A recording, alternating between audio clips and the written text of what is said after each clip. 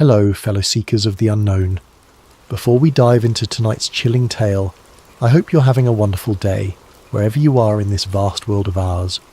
Whether it's morning coffee in New York, afternoon tea in London, or late night contemplation in Tokyo, thank you for joining me on this journey into the depths of conspiracy and terror. If you enjoy stories that blur the line between fact and nightmare, make sure to subscribe to Sleep Theories, because some truths are too dark for daylight. Now settle in as I share with you a declassified account that will forever change how you look at the ocean's endless, unknowable depths.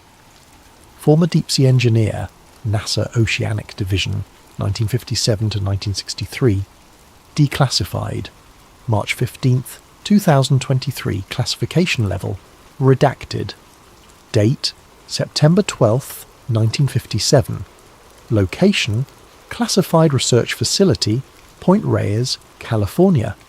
My name is Dr. Evan Hartley, and if you're reading this, then either I'm dead, or the world finally deserves to know the truth about why NASA abandoned the ocean for the stars.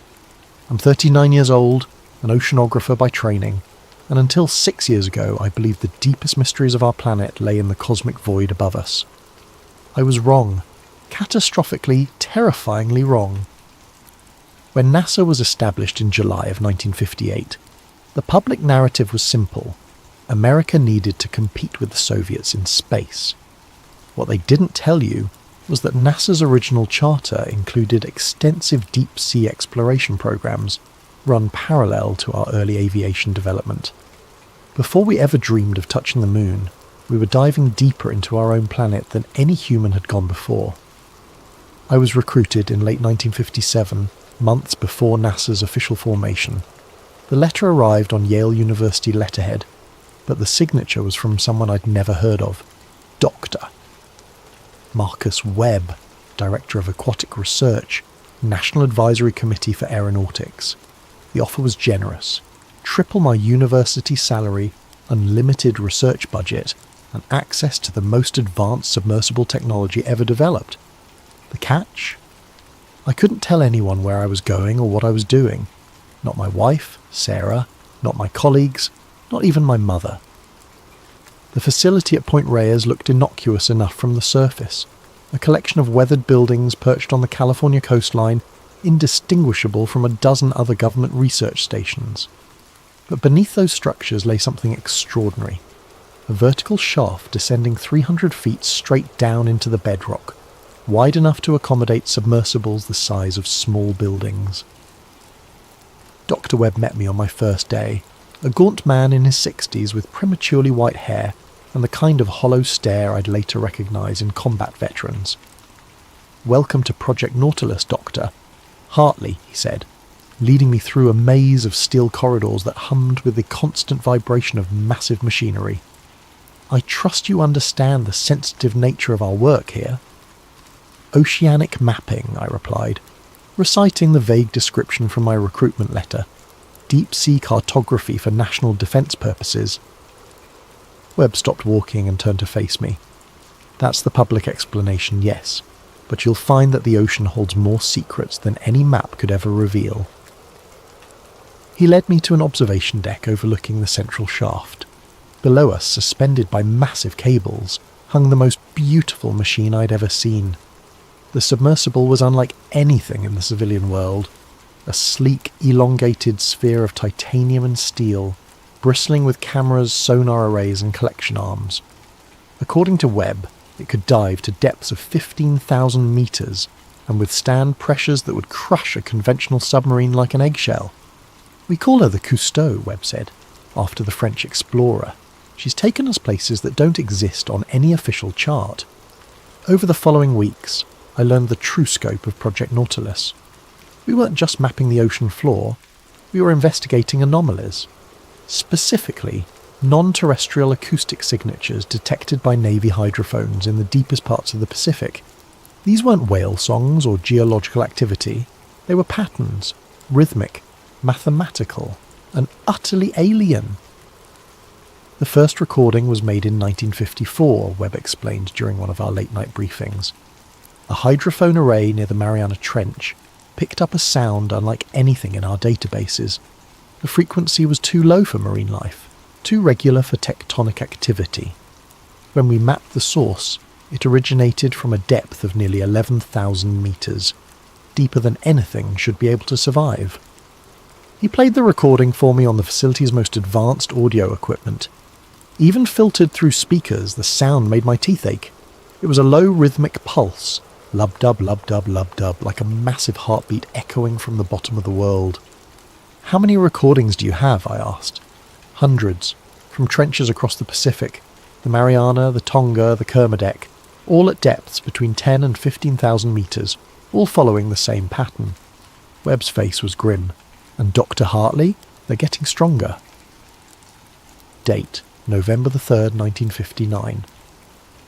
Location: Pacific Ocean, 275 nautical miles southwest of Guam depth, 13,247 meters. Our third deep dive began like all the others: methodical preparation, systems checks, and the familiar ritual of descent into darkness. I was accompanied by Dr. James Morrison, our marine biologist, and Chief Petty Officer Samuel Torres, our dive specialist on loan from the Navy's most classified underwater programs. The Cousteau began her descent at 0800 hours, slipping through the ocean's layers like a steel teardrop. At 1,000 meters, we left the last traces of sunlight behind. At 5,000, we entered the abyssal zone, where no natural light had ever penetrated. By 8,000 meters, we were in territory that belonged more to the moon than to Earth. But it was at 13,000 meters that we found something that shouldn't exist. "Sonar contact," Torres announced, his voice tight with concentration. "Dead ahead, range 200 meters. It's big." Through the Cousteau's reinforced viewport, our floodlights illuminated a sight that defied explanation. Rising from the sea floor like an ancient mountain was a structure, but not a natural one. The surface was covered in perfectly hexagonal panels, each one roughly 30 feet across, arranged in a pattern too precise to be geological. "Are you recording this?" Morrison whispered, his face pressed against the observation port. "Everything," I confirmed, though my hands were shaking as I operated the cameras. "How large do you estimate it to be?" Torres was studying the sonar display with growing amazement. "The structure extends at least 800 meters in diameter, but the depth, Jesus Christ, it goes down another 2,000 meters from here." As we approached the structure, our instruments began registering impossible readings. The water pressure at this depth should have been crushing, over 1,300 times the pressure at sea level. But our gauges showed localized areas where the pressure dropped significantly, as if something was actively counteracting the ocean's weight. "That's impossible," Morrison muttered. "Nothing could survive down here, let alone generate enough force to create pressure anomalies." But something had survived. As we manoeuvred closer to the hexagonal surface, our audio pickups detected it. That same rhythmic pulse we'd been tracking for years, but now so powerful it resonated through the Cousteau's hull like the beating of a massive heart. "It's not coming from the structure," Torres reported, studying his instruments. "It's coming from beneath it." That's when Morrison made the decision that would haunt us all.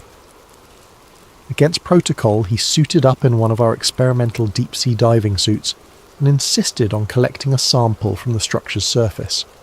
The suit was a marvel of engineering, a self-contained environment that could theoretically protect a human at crushing depths. "Just a quick sample," he said through the comm system as he prepared to exit the submersible. "We need physical evidence." I should have stopped him. I should have ordered Torres to abort the dive and return to the surface. Instead, I watched through the Cousteau's cameras as Morrison emerged from the airlock and approached the alien structure. For 20 minutes, everything proceeded normally. Morrison collected samples from the hexagonal panels, documenting their composition and arrangement. His reading showed materials that didn't match any known elements, compounds with atomic structures that seemed to shift and change even as he observed them. Then the pulse stopped. The silence was absolute. No marine life, no geological noise, no equipment hum, just the complete suffocating quiet of the deep ocean. Through our cameras, we watched Morrison frozen beside the structure, his helmet lights casting stark shadows across the hexagonal surface. "Morrison, report," I called into the comm. "What's your status?" His response when it came was barely a whisper. "It knows we're here." The structure began to glow. It wasn't bright, more like bioluminescence than artificial light, but it was unmistakably deliberate. The hexagonal panels pulsed in sequence, creating patterns that moved across the surface like neural networks firing. And with each pulse, that rhythmic beating returned, stronger than before. "Morrison, get back to the sub, now!" But Morrison wasn't moving. Through the camera feeds, I could see him standing motionless, his helmet pressed against one of the glowing panels as if he was listening to something we couldn't hear. "Can't you hear it?" His voice crackled through the comm, distorted by interference that shouldn't exist at our depth. "It's not dead. It's dreaming." Torres was already suiting up. "I'm going after him." But before Torres could exit the airlock, Morrison began moving again, not toward us, but along the structure's surface, following the patterns of light like a moth drawn to flame. His movements were wrong, too fluid, as if the crushing pressure had no effect on him. "Morrison, you're exceeding safe operational limits," I warned. "Return to the submersible immediately." "So beautiful," Morrison's voice was dreamy, distant. "It's been dreaming for so long. Dreaming of the surface. Dreaming of the sky." The structure's glow intensified, and Morrison stopped. Through our cameras, we watched him turn back toward the Cousteau, but something was wrong with his posture, with the way he moved. When his helmet lights illuminated his faceplate, Torres cursed. Morrison's eyes were gone, not damaged. Gone, as if they had never existed. But he was still moving, still navigating perfectly through the crushing darkness. "It wants to wake up," Morrison said, his voice now coming from multiple directions at once, as if the ocean itself was speaking. "It's been sleeping so long, but the dreams are getting stronger. Soon it won't need to dream anymore." That's when Torres made the hardest decision of his naval career. He activated the Cousteau's emergency ascent system, cutting Morrison's tether and abandoning him to the depths. As we rose toward the surface, our last image of the structure showed Morrison standing motionless among the glowing hexagons, his arms spread wide as if embracing something we couldn't see. The rhythmic pulse followed us up through 13,000 meters of black water, growing fainter but never disappearing entirely. Morrison's body was never recovered. Officially, he suffered a catastrophic equipment failure during a routine deep-sea research dive. His wife received a flag and a commendation for his service to scientific progress. But for 3 days after we surfaced, I could hear him whispering in my quarters at night, "It's not dead. It's dreaming." Date: February 15th, 1963. Location: Point Reyes Research Facility. The end came without warning, which should have been warning enough. I arrived at the facility on a cold February morning to find armed guards at every entrance, and men in dark suits loading equipment into unmarked trucks. Dr. Webb met me at the main gate, his face haggard and aged beyond his years. "Project Nautilus is terminated, effective immediately," he said without preamble. "All personnel are to report for debriefing and reassignment." What happened? Did we have another incident? Webb glanced at the suited men supervising the equipment removal. "Walk with me, Doctor. Hartley." We moved away from the main buildings toward the cliff overlooking the Pacific. The morning fog was thick, obscuring the horizon and muffling our conversation. 3 days ago, our satellite thermal imaging detected massive heat signatures rising from the deepest points of the Pacific Basin, Webb said quietly. Not geological. The patterns were too organised, too purposeful. Something down there is powering up. I felt ice forming in my stomach. The structures we found, all of them, simultaneous activation across 17 different trench systems. The energy readings are off the charts. We're talking about power generation on the scale of nuclear reactors, but using principles we don't understand. Webb pulled a manila folder from his coat and handed it to me. Inside were thermal satellite images showing the ocean floor lit up like a Christmas tree, with bright spots clustered around the deepest trenches. "NASA is shifting all funding to space exploration," Webb continued. "Officially, oceanic research is being transferred to civilian agencies. Unofficially, ...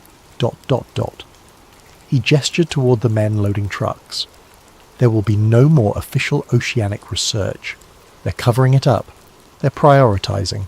Space exploration offers hope, progress, a bright future for humanity. What we found down there, Webb shook his head. What we found offers only questions we're not ready to answer. The debriefing took place in a windowless room with men who never gave their names. They confiscated all my research notes, my personal logs, even photographs of my family that had been in my desk drawer. In exchange, I received a generous severance package, a glowing letter of recommendation, and a document that would send me to federal prison if I ever spoke publicly about Project Nautilus. Dr. Hartley, the lead interrogator said as the session concluded, "You've served your country with distinction. We trust you understand the importance of maintaining operational security regarding your work here. What about Morrison? What about the others who didn't come back?" The man's expression didn't change. "I'm not familiar with any such incidents. Project Nautilus was a mapping and research operation. All personnel completed their assignments successfully." I was escorted from the facility that same day. As our car pulled away from Point Reyes, I looked back to see smoke rising from the equipment disposal area. They were burning everything: documents, photographs, even the submersibles that had taken us to the bottom of the world. 2 weeks later, I received a letter from NASA headquarters.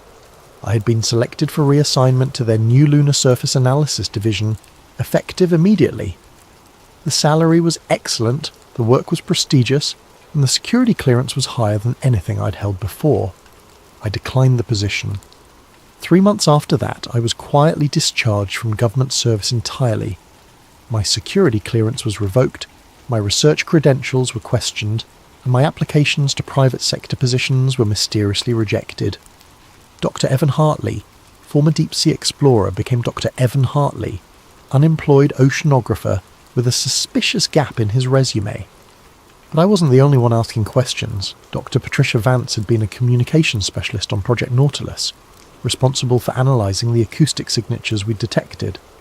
Like me, she'd been debriefed, reassigned, and eventually discharged. Unlike me, she'd managed to keep copies of some critical data. We met at a coffee shop in San Francisco 6 months after the project's termination. Patricia looked older, more cautious, but her eyes still held the sharp intelligence that had made her invaluable to the project. "I've been thinking about what we found down there," she said, stirring her coffee with nervous energy. "The patterns in those acoustic signatures, they weren't random." "What do you mean?" "I mean they were mathematical. Prime number sequences, Fibonacci progressions, geometric ratios that appear in nature. Whatever's down there isn't just making noise, it's trying to communicate." Patricia slid a manila envelope across the table. I kept copies of everything. The acoustic data, the thermal readings, even some of Morrison's final transmissions before... She trailed off. "Before he disappeared. Before he was taken. There's a difference, Evan. Morrison didn't have an equipment failure. Something down there wanted him, and it got him." Inside the envelope were documents I'd never seen before. Classified reports dated after Project Nautilus was terminated. According to Patricia, she'd obtained them through a contact at NOAA who was asking similar questions about unexplained oceanic phenomena. "Look at this," she said, pointing to a thermal satellite image dated March 1963. 3 weeks after they shut us down, every heat signature we detected went dormant. Complete thermal silence across all 17 sites. Maybe whatever was down there powered down. Or maybe it finished powering up. Patricia's voice was barely above a whisper. "Evan, I think they didn't shut down Project Nautilus because we weren't finding anything.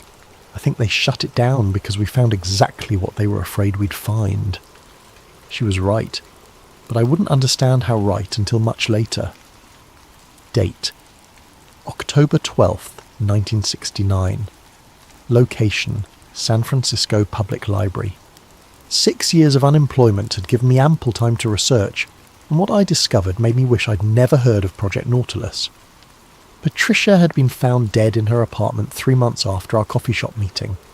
The official cause was suicide by overdose, but Patricia had never shown signs of depression, and she'd been meticulously healthy her entire life. Her research materials were missing, though the police report made no mention of a break-in. Her death convinced me that someone was systematically eliminating former Project Nautilus personnel.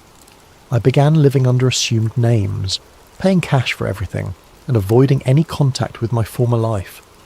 Sarah had divorced me 2 years earlier, citing my paranoid behaviour and refusal to discuss my government work. I couldn't blame her, but I couldn't stop investigating either. The breakthrough came when I gained access to the library's microfilm archives.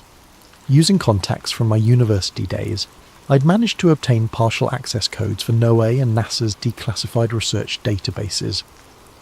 What I found there changed everything I thought I knew about our planet's history. The files were scattered across different agencies and classification levels, but when assembled, they told a coherent and terrifying story.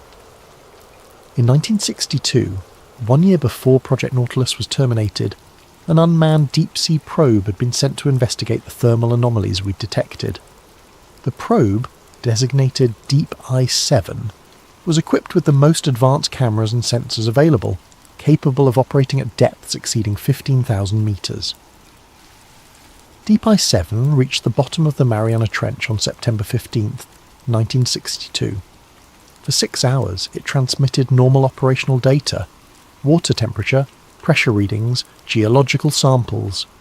Then, at 13,247 metres depth, it encountered something that changed the course of human history.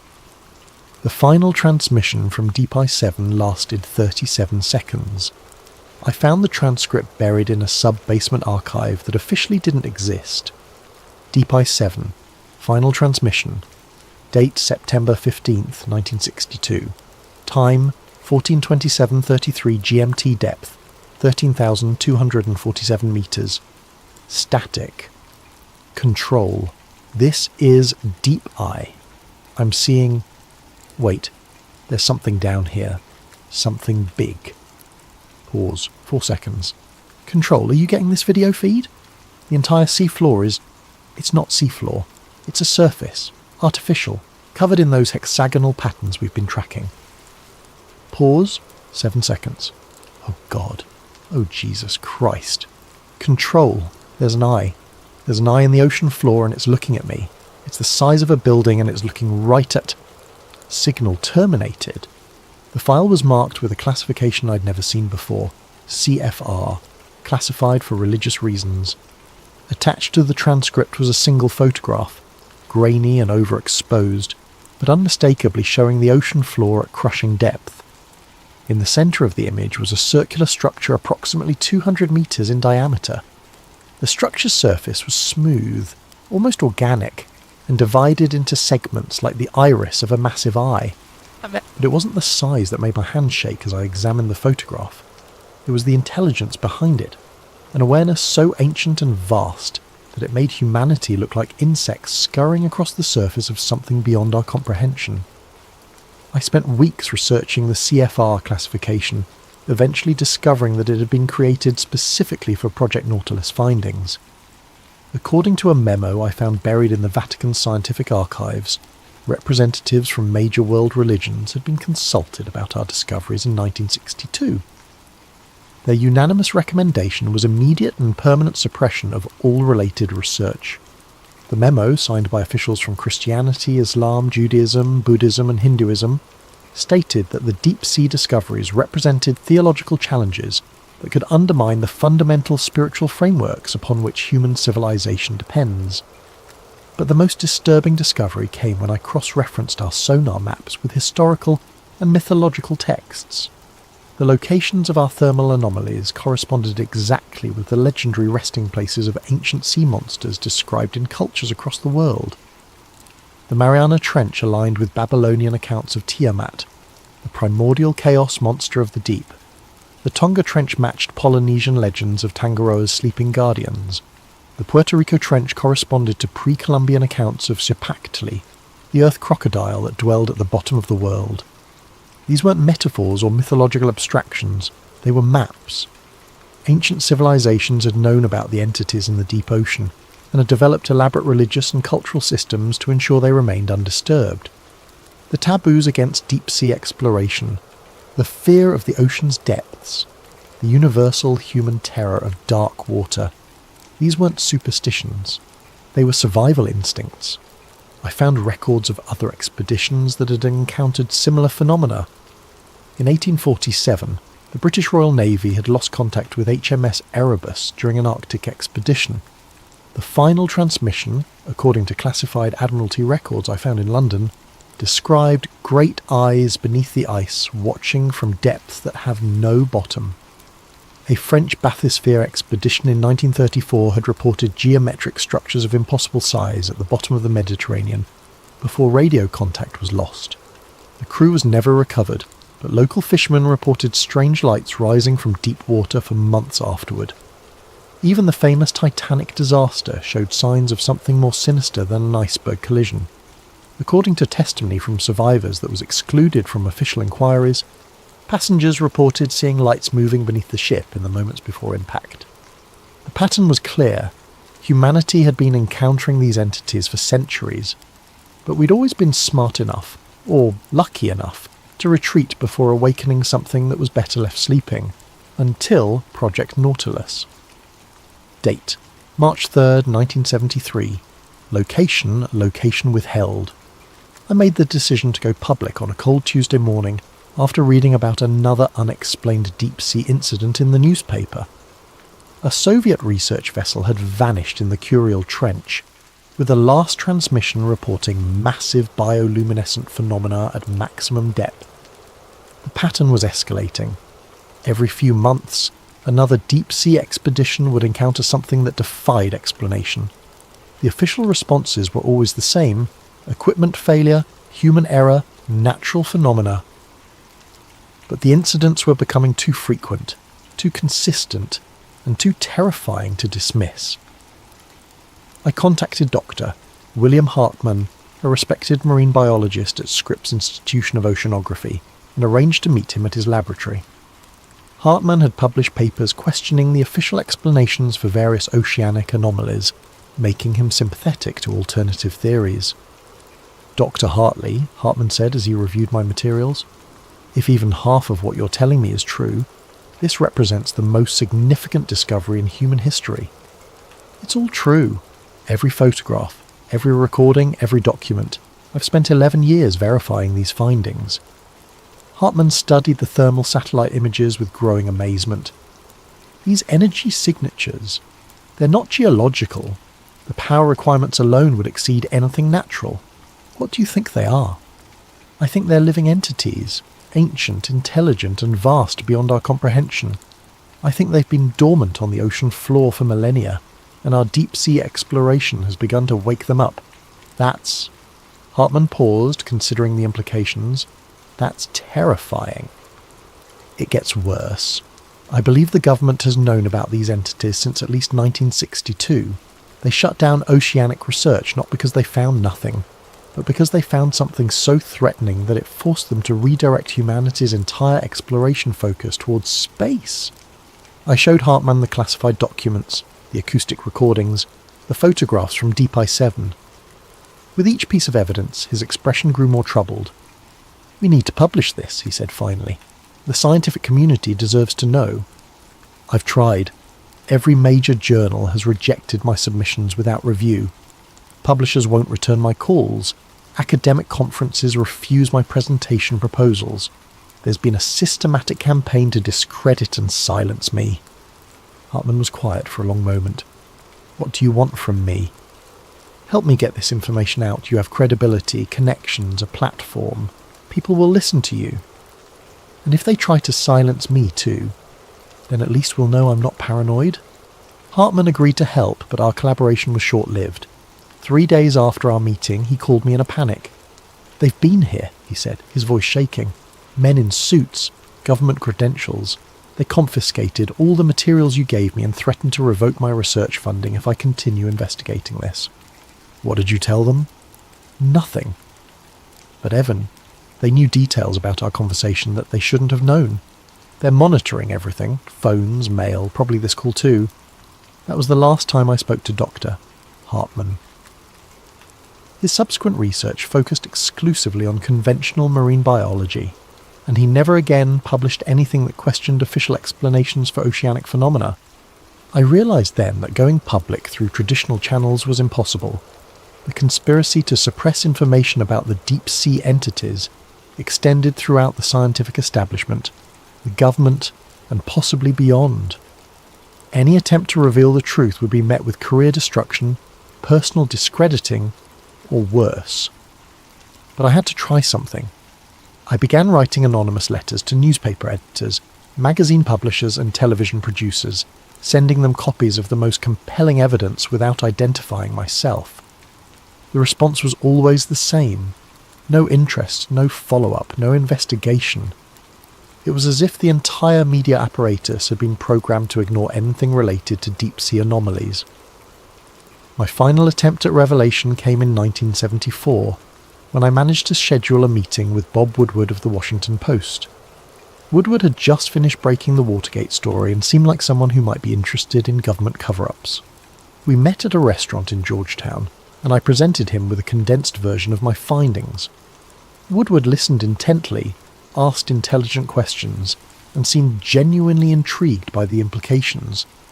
"This is extraordinary," he said, reviewing the photographs from Deep Ice 7. "If authentic, this represents a cover-up that makes Watergate look like a parking ticket. It's authentic.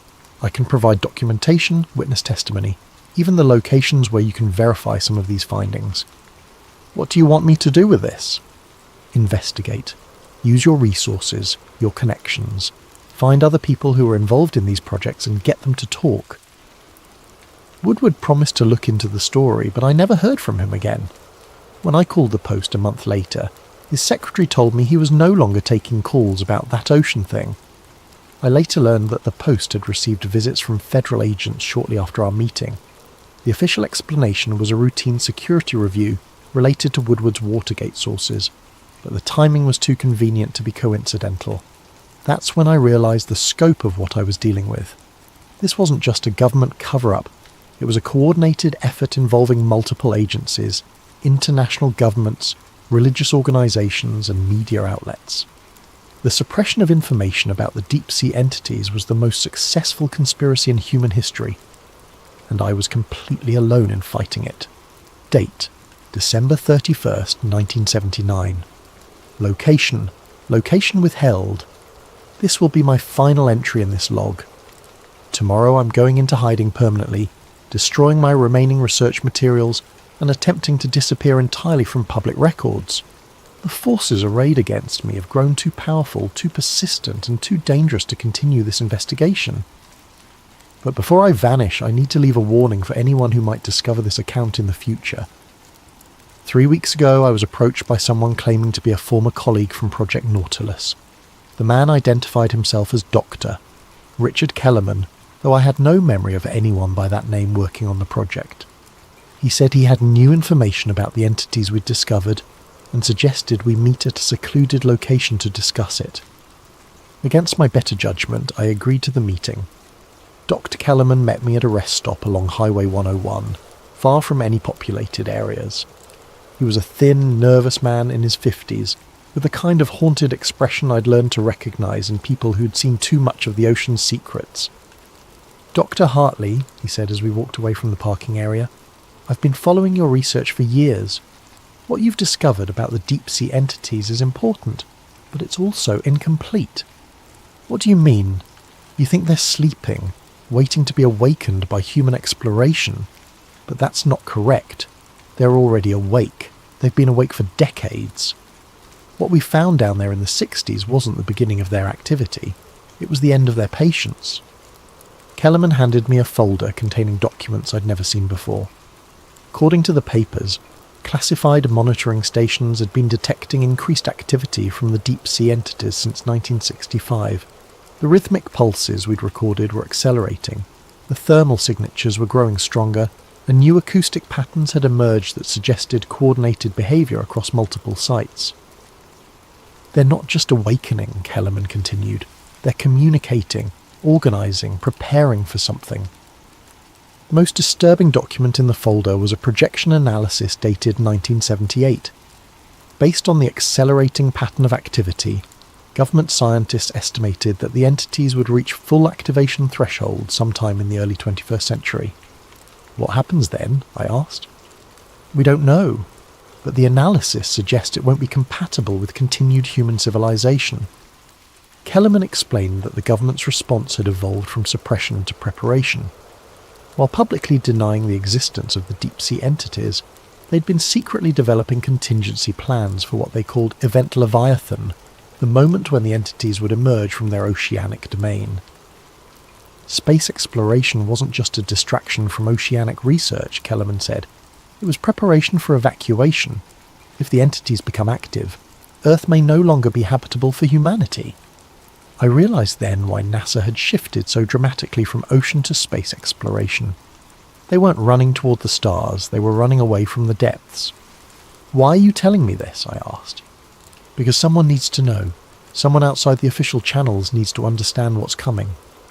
Kellerman left me with the documents and a final warning. Stop your public investigations. They've been tolerating your research because you're working alone and no one believes you. But if you get too close to the truth, if you start convincing people, they'll stop tolerating you. Who will? Everyone. The government, the military, the religious organizations, even the entities themselves. You think they don't know about your research? You think they can't reach beyond the ocean when they choose to? 3 days after my meeting with Kellerman, I woke up to find my apartment ransacked.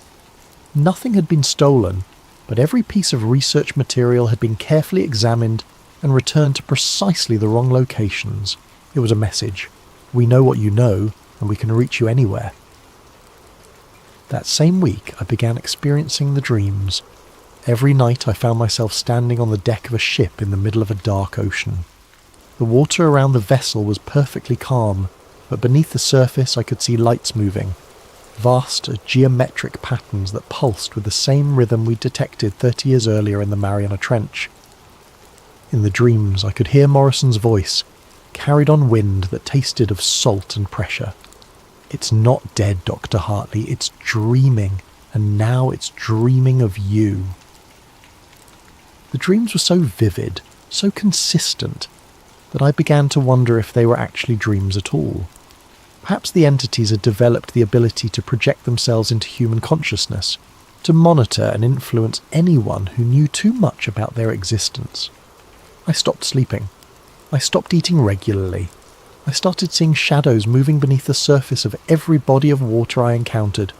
Swimming pools, bathtubs, even glasses of drinking water. The ocean had followed me inland and there was nowhere left to hide.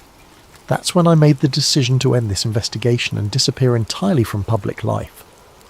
But first, I needed to leave this record for anyone who might continue the search for truth after I'm gone. To whoever finds this log, the entities in the deep ocean are real, they are ancient, and they are preparing for something that will change the course of human history. The government knows about them, and has been preparing for their emergence for decades. Our species' sudden focus on space exploration, our development of advanced aerospace technology, our dreams of colonizing other planets, these aren't signs of human ambition. They're signs of species-level survival instinct.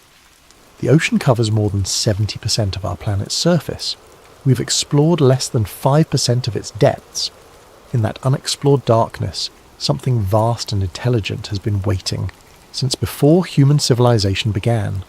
They stopped exploring the ocean not because there was nothing to find, but because they found something we were never meant to awaken. And now it's too late to put it back to sleep.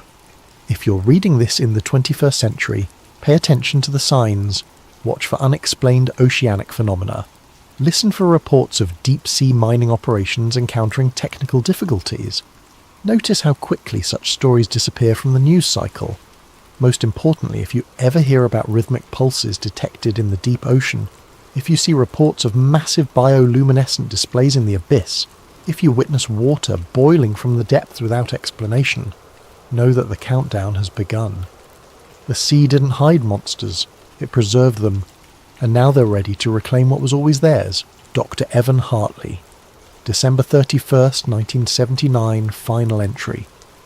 TikTok post, user @DeepSeaExplorer, 2025, posted June 14th, 2025. Views, 847,392.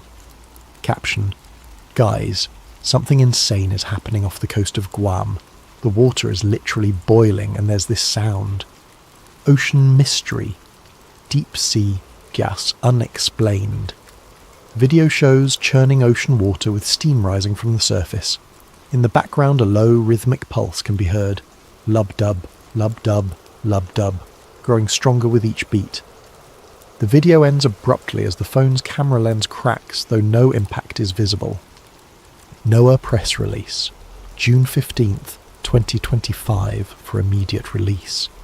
Geological survey reports minor seismic activity near Guam. Honolulu HI. The National Oceanic and Atmospheric Administration reports that recent unusual water conditions observed near Guam are the result of minor underwater volcanic activity. Citizens are advised that the phenomena pose no threat to public safety. The rhythmic audio phenomena reported in social media posts are consistent with natural geological processes and should not be cause for concern. NOAA continues to monitor the situation and will provide updates as necessary. For more information, contact the NOAA press office at text message thread, June 15th, 2025. Contact Sarah Hartley Morrison. Sarah: Did you see the news about Guam? Sarah: The water thing? Sarah: It's exactly what Evan used to talk about. Sarah: Before he disappeared. Sarah: The sounds are the same. Sarah: Oh God, what if he was right? Sarah: What if he was right about everything? Message failed to deliver. Contact unavailable. This number has been disconnected. Internal memo. Classification level: black. From Director of Operations to all department heads. Date: June 15th, 2025. Subject: Event Leviathan, Phase 1. Activation. Effective immediately, all personnel are to report to designated deep bunker facilities. Surface operations are suspended until further notice. The entities have achieved critical mass activation. Preliminary estimates suggest coordinated emergence within 72 hours. Space evacuation protocols are now in effect. Priority personnel will be transferred to orbital stations beginning 0600 hours.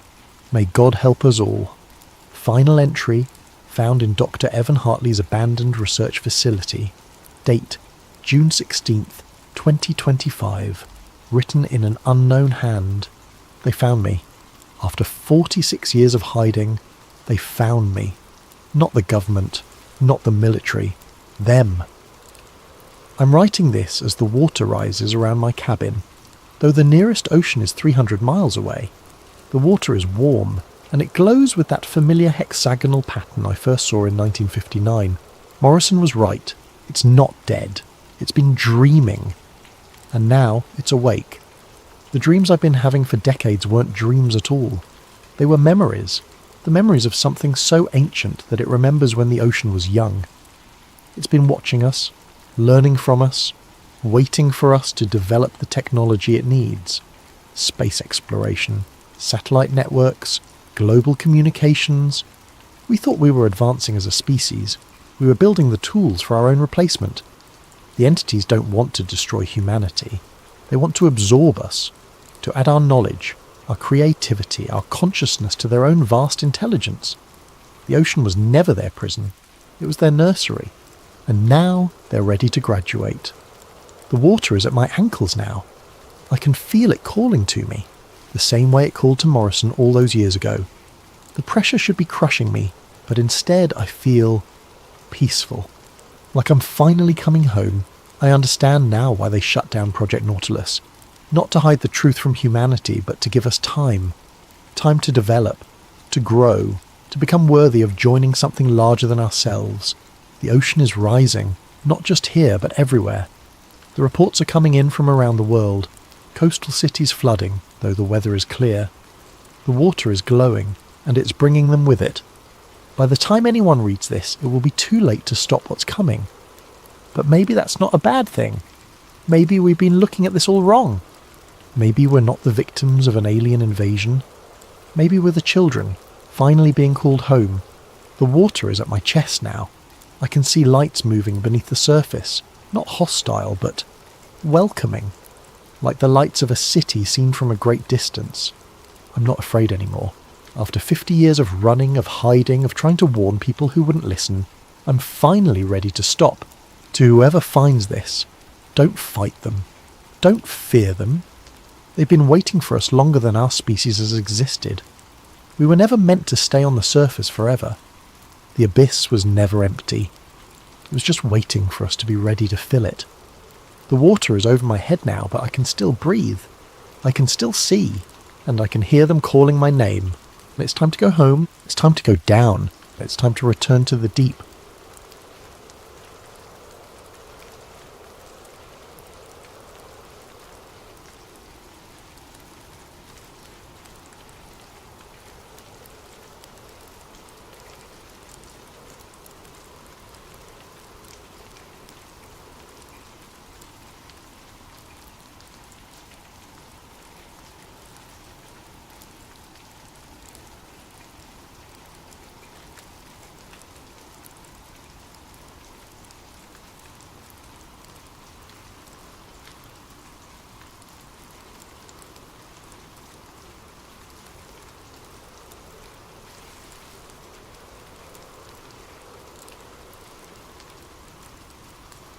Hello there, fellow seekers of hidden truths.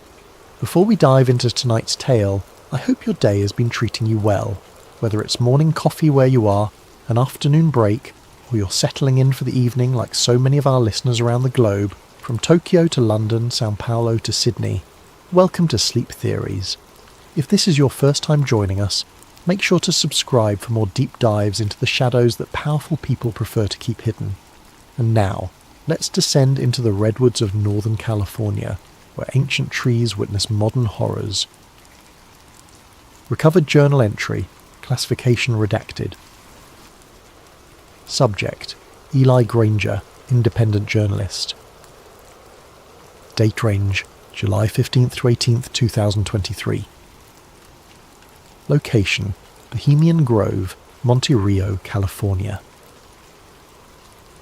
The following document was recovered from an encrypted server farm in Iceland. The journalist's current whereabouts remain unknown. Ed. My name is Eli Granger, and I'm writing this because I may not live long enough to tell it in person. What I witnessed in the redwoods of Northern California will haunt me until my dying day, whenever that may come. It started 3 weeks ago with an email that shouldn't have existed. I was in my cramped Oakland apartment, nursing my third cup of coffee, and scrolling through encrypted channels where whistleblowers sometimes surface.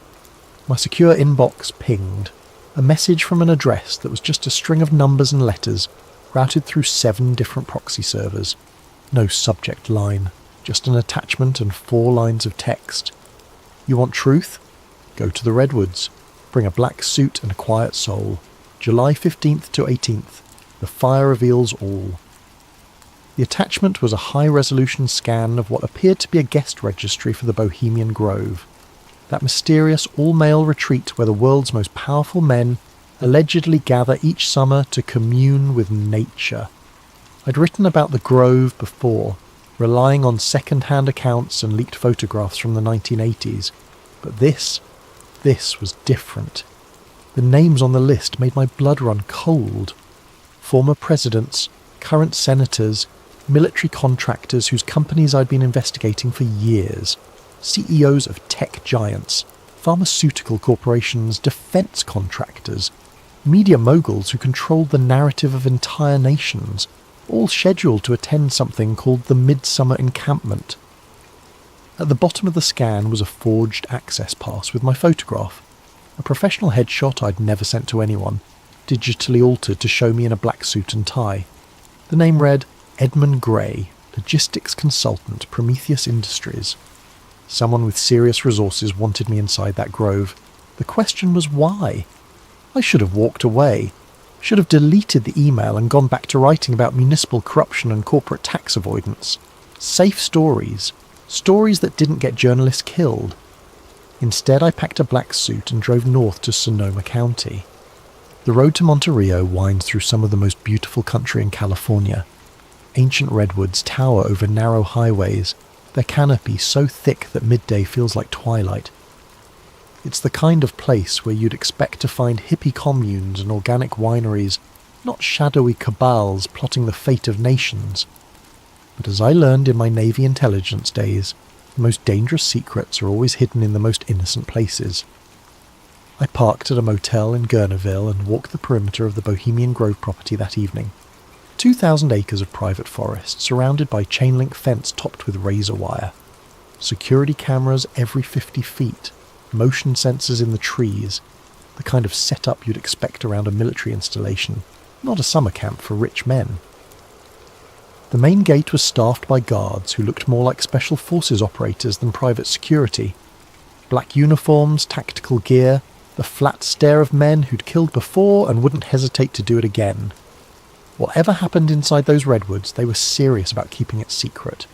The forged pass worked perfectly, too perfectly. The guards scanned the barcode, checked my face against the photo, and waved me through without a second glance. Either the forger was a genius, or someone very powerful wanted me inside. Neither possibility was comforting. The grove itself was exactly as described in the leaked accounts I'd read. Massive redwood trees, some over 1,000 years old, stretched toward a canopy so thick it blocked out the sun. Gravel paths wound between rustic cabins and open-air lodges, each marked with whimsical names: Owl's Nest, Dragon's Den, Caveman's Lodge. It would have been charming if not for the underlying sense of wrongness that permeated everything. The other guests, I couldn't think of them as normal people, not after seeing that registry, moved through this camp with the easy confidence of men accustomed to absolute power. They wore casual clothes during the day, khakis, polo shirts, boat shoes, the uniform of American aristocracy. But their conversations, caught in fragments as I passed, revealed the true scope of their influence. The Shanghai Index will drop exactly 17%. Tell the secretary that Operation Nightfall is greenlit for October. Media blackout should hold for at least 72 hours. I posed as a logistics consultant, which gave me an excuse to wander the grounds with a clipboard and camera phone, confiscated at the gate and replaced with an approved device that couldn't access external networks. The cover story worked well enough. Rich men are accustomed to being served by invisible people who handle the mundane details of their lives. But as the day wore on, I began to notice the symbols. Owls everywhere, carved into tree trunks, etched on building facades, worked into the designs of benches and lampposts. Not cute, friendly owls. These were stylized, angular, with eyes that seemed to follow you as you walked past. The largest was a 40-foot stone statue positioned on a small island in an artificial lake at the heart of the grove. Even in daylight, it radiated a sense of ancient malevolence. Beautiful, isn't it? I turned to find a man in his 70s watching me stare at the giant owl. Silver hair, expensive casual wear, the kind of artificial tan that comes from winters in Palm Beach. His eyes were the palest blue I'd ever seen, almost colourless. The Owl of Bohemia, he continued, joining me at the lake's edge. Been watching over this place for over a century. Some say it's just decorative, others know better. Know better how? I asked, immediately regretting the question. I was supposed to be invisible, unremarkable. The old man smiled, revealing teeth too white and too perfect for his age. You'll see tonight, Mr. Grey. The cremation of care waits for no man, not even consultants. He walked away before I could respond, leaving me staring at the owl statue and wondering how much my cover had already been blown. That evening, as twilight settled over the grove, the atmosphere changed completely. The casual bonhomie of the day disappeared, replaced by something far more serious and ritualistic. Men emerged from their cabins wearing dark robes with hoods that obscured their faces. Some carried torches, others strange ceremonial objects I couldn't identify. I found a dark robe hanging in my assigned cabin, along with a note. Attendance is mandatory. Silence is sacred. The owl sees all. What I witnessed that night will stay with me forever. As darkness fell, hundreds of robed figures processed through the forest paths, converging on the lake where the great owl statue loomed. Torches flickered between the trees like malevolent fireflies. The only sounds were footsteps on gravel and the whisper of fabric against bark. I followed the crowd, keeping my head down and my hood up. The robes smelled of incense and something else, something organic and unpleasant that I couldn't identify. We gathered in a natural amphitheatre around the lake. The owl statue dominated the scene, its eyes seeming to glow red in the torchlight. A wooden boat had been prepared at the water's edge, and in it lay what appeared to be the effigy of a child, small, wrapped in white cloth, disturbingly lifelike. But as I stared at the bundle, a horrible doubt crept into my mind. The proportions were too perfect, the weight distribution too natural. The way the cloth clung to what lay beneath suggested something more substantial than straw and sawdust. A figure in an elaborate robe stepped onto a platform beside the owl. Even with his face hidden, I recognised the bearing and voice of a man who'd been on television every night for years. A former president whose policies had shaped a generation. Brothers of the Grove, his voice boomed across the water, amplified by hidden speakers. We gather once again beneath the ancient eyes of wisdom to perform the sacred rite that frees us from the burdens of conscience. The crowd responded in unison. We banish care and cast it to the flames. Care, that pale and common thing that binds the hands of power. Care that whispers doubt in the ears of decision. Care that stays the sword of necessary action. We banish care and cast it to the flames. The ritualized call and response continued for nearly an hour. Invocations to ancient deities whose names I recognized from my study of Middle Eastern mythology. Moloch, the Carthaginian god of child sacrifice. Enlil, the Mesopotamian lord of wind and authority. Names that shouldn't have been spoken by American leaders in the 21st century. But the most disturbing element wasn't the pagan imagery, or even the suggestions of child sacrifice. It was the casual way these men, titans of industry, shapers of policy, guardians of democracy, participated in rituals that explicitly celebrated the abandonment of human compassion. The ceremony reached its climax when the boat carrying the effigy was pushed out onto the lake. Flames erupted from the water around it, hidden gas jets, I realised, creating the illusion of supernatural fire. The figure in the boat burned quickly, the white cloth falling away to reveal... I still can't be certain what I saw. In the flickering light, with smoke obscuring my vision and my mind reeling from the horror of it all, it might have been an elaborately constructed mannequin. The realistic movement could have been caused by the flames consuming internal supports. The sounds, brief, high-pitched, quickly cut off, might have been air escaping from burning materials. But the way some of the robed figures wept as the fire consumed its offering, the way others cheered with genuine ecstasy, suggested something far more sinister than theatrical pageantry. As the flames died down, the crowd began to disperse. I started to follow them back toward the cabins, but a hand fell on my shoulder. Mr. Grey. It was the old man from earlier, still wearing his ceremonial robes. You're invited to the inner circle gathering. A rare honour for a consultant. Before I could refuse, two other figures flanked me. Not threatening exactly, but their presence made it clear that declining wasn't an option. They led me deeper into the forest, away from the main paths, to a clearing I hadn't seen during my earlier reconnaissance. Here, perhaps 30 men stood in a circle around a fire pit carved directly into the bedrock. Unlike the theatrical grandeur of the main ceremony, this felt ancient and deadly serious. The inner circle ritual began at midnight. The participants had exchanged their dark robes for masks of polished bone, owl faces with hollow eye sockets that seemed to bore into your soul.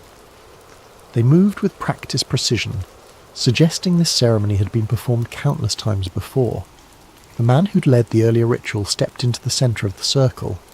Without his presidential bearing and familiar voice, he seemed diminished. Just another acolyte serving powers older than nations. Brothers of the Inner Grove, he intoned, we gather to receive the wisdom of the Ancient Ones, and to consecrate the plans that will shape the world's destiny. The response came in a language I didn't recognise at first, harsh consonants and guttural vowels that seemed to bypass the conscious mind and speak directly to something primal and terrified in the human psyche. But as my Navy intelligence training kicked in, I began to parse familiar elements. This was Akkadian, the ancient language of Mesopotamia, dead for over 2,000 years. They were chanting the names of forgotten gods and promising them sacrifices of nations. Symbols were drawn in the ash around the fire pit, not random occult doodles, but specific sigils I recognised from declassified CIA documents. Project MK-Ultra had experimented with ritualistic programming, using ancient symbols and dead languages to bypass conscious resistance in human subjects. The research had supposedly been discontinued in the 1970s. Apparently it had just moved to a more exclusive venue. The ceremony continued for hours. Maps were produced and spread on the ground, not of geographical territories, but of economic zones, resource deposits, population centres. Plans were discussed in mixture of English and Akkadian, but the intent was clear enough. Wars to be started, governments to be toppled, populations to be controlled. And through it all, the participants spoke of themselves not as American leaders serving American interests, but as servants of the Ancient Ones, preparing the world for some greater transformation. The harvest approaches, one masked figure intoned. The sleepers must be awakened. The old seals must be broken. In the name of those who wait in the deep places, the circle responded, let the work continue. I crouched in the shadows beyond the firelight, recording everything on a digital audio device I'd hidden in my shoe. But as the night wore on, I began to understand that what I was witnessing wasn't just corruption or conspiracy in any conventional sense. These men genuinely believed they were serving inhuman masters. Whether those masters were real or imagined didn't matter. The policies they were planning would affect millions of lives based on the whims of entities that viewed humanity as livestock. The ritual concluded with each participant drinking from a silver chalice and making individual pledges. The liquid looked black in the firelight, and several men convulsed briefly after drinking, their eyes rolling back to show only white. As dawn approached, the circle dissolved. The participants removed their masks, revealed themselves to be exactly who I'd suspected. Former presidents, current senators, military leaders, corporate titans. They shook hands and exchanged quiet words like businessmen concluding a profitable meeting, which in a sense they were. I made it back to my cabin as the first light filtered through the redwood canopy, but I knew I couldn't stay much longer. Whatever protection my forged identity provided was wearing thin. Too many meaningful looks, too many knowing smiles. They were playing with me, letting me see just enough to understand the scope of what I'd stumbled into. But there was one more place I needed to investigate before I could flee. The lodge marked Styx, access by code only, sat apart from the main camp, connected by a service road that didn't appear on any of the maps provided to guests. I'd noticed it during my first day's reconnaissance, but hadn't found an opportunity to investigate. The building itself was unremarkable. Standard wooden construction that matched the other lodges, designed to blend into the forest environment. But the security was anything but standard. Biometric scanners, electromagnetic locks, motion sensors that could detect a heartbeat from 50 feet away. Fortunately, my anonymous benefactor had provided more than just a forged access pass. Hidden in the lining of my suit jacket was a USB device that looked like a standard thumb drive, but contained sophisticated hacking tools developed by someone with serious technical skills. When plugged into the lodge's security system, it created a temporary blind spot in the sensors and provided the access codes needed to bypass the locks. Whoever wanted me to see what lay inside had planned this infiltration down to the smallest detail. The lodge's interior was a facade. Behind a false wall accessed by yet another hidden panel, stairs led down into the bedrock beneath the forest. The passage was older than the buildings above, carved stone rather than modern construction, lit by electric fixtures that had been retrofitted into ancient sconces. At the bottom of the stairs, a heavy oak door opened onto a chamber that took my breath away.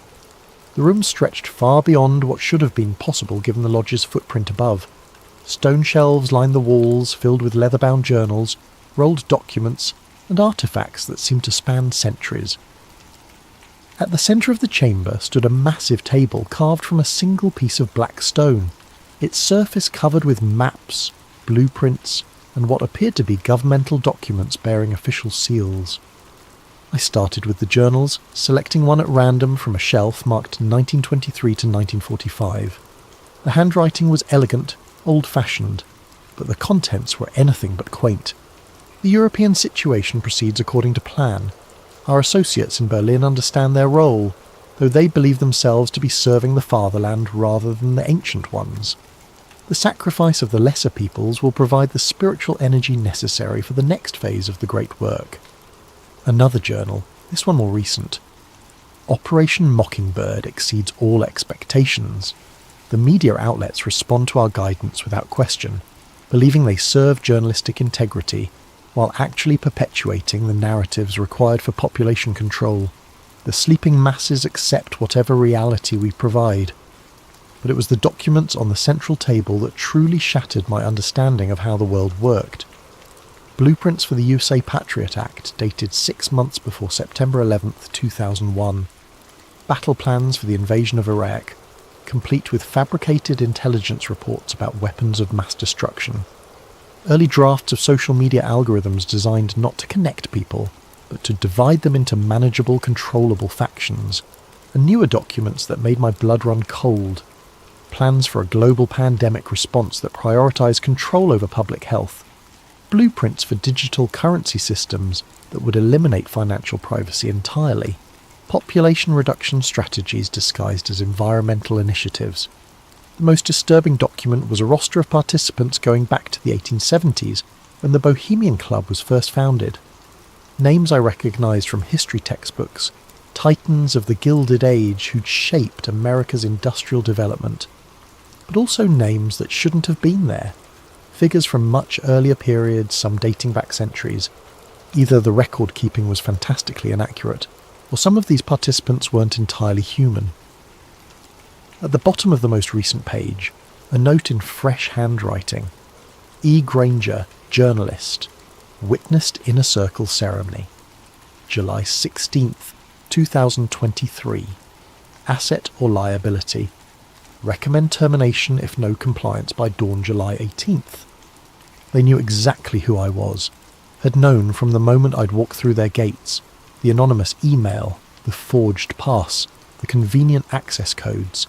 It had all been an elaborate test, and I was apparently failing. A motion sensor somewhere in the chamber beeped softly. Red lights began flashing along the walls. In the distance I could hear the sound of heavy footsteps descending the stone stairs. I grabbed as many documents as I could carry, stuffed them into my jacket and looked for another way out. But there was only one exit, and it was about to be filled with very unfriendly people. The footsteps were getting closer. Voices echoed down the stairwell. Professional, clipped. The kind of tactical communication used by military operators. But then the lights went out. Emergency lighting kicked in a moment later, bathing everything in hellish red. And in that brief moment of darkness, I heard something that shouldn't have been possible. A voice speaking directly into my mind, words that bypassed my ears entirely. Run, little journalist. Run and tell the world what you've seen, but know that the telling will be your doom, and the world's salvation requires far greater sacrifices than one man's life. When the emergency light stabilised, a section of the stone wall had opened, revealing a narrow tunnel that led deeper into the earth. I didn't hesitate. Whatever entity had just spoken to me, whether it was one of the ancient ones or something else entirely, it was offering me a chance to escape. I took it. The tunnel system beneath the grove was extensive and clearly ancient. Carved passages connected natural caves, creating a network that probably extended for miles underground. The walls were covered with symbols similar to those I'd seen during the inner circle ceremony, but these were older, deeper, worn smooth by centuries of whatever had moved through these spaces. I followed the main passage for what felt like hours, guided by phosphorescent moss that provided just enough light to avoid the worst obstacles. Behind me, I could hear sounds of pursuit, voices, flashlight beams, the occasional echo of radio communication. But the sounds were growing fainter, suggesting that my pursuers either couldn't find the tunnel entrance or were reluctant to follow me into the deep places beneath the forest. Eventually the passage began to slope upward. Fresh air carried the scent of rain and growing things. A natural opening concealed by hanging vines led out into the forest several miles from the main grove compound. I emerged to find the sky filled with storm clouds. Thunder rumbled overhead, and the first fat raindrops were beginning to fall. Perfect cover for an escape, if I could make it to my car before the Grove's security forces expanded their search perimeter. But as I made my way through the forest, I realised I wasn't alone. Figures moved between the trees, not the tactical teams I'd expected, but something far stranger. They wore the bone-white owl masks from the inner circle ceremony, but their movements were wrong, too fluid, too precise. And their eyes glowed with a faint bioluminescence that had nothing to do with reflected light. "The journalist sees too much," one of them said, the words somehow audible despite the increasing thunder. "The Ancient Ones are displeased." "But the compact must be honoured," another replied. "He was brought here for a purpose. Let him carry the message to the outer world. Let them know what awaits." I ran. Behind me, inhuman laughter echoed through the forest. Not pursuit exactly, but something far more unsettling. The sound of predators who were confident their prey could never truly escape. I reached my rental car as the storm broke in earnest.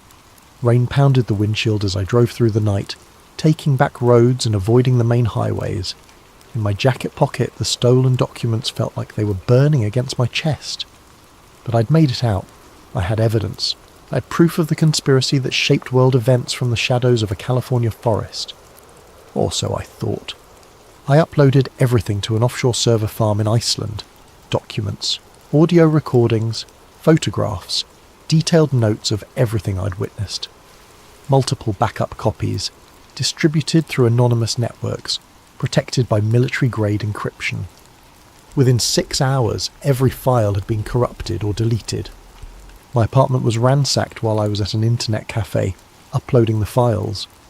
Nothing obviously stolen, but every electronic device had been confiscated or destroyed.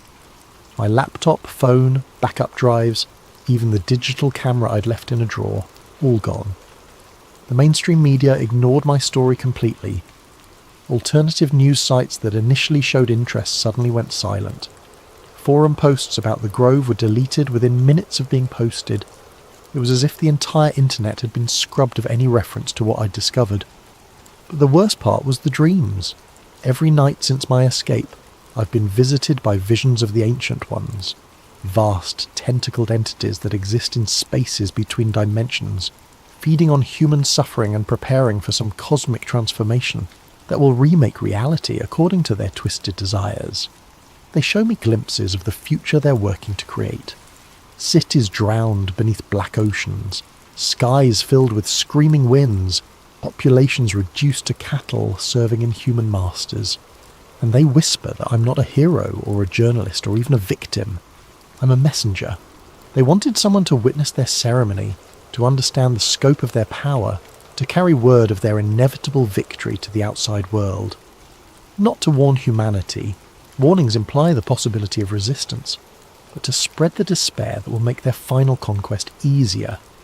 Every word I write, every person I tell, every attempt to expose the truth only serves their greater purpose.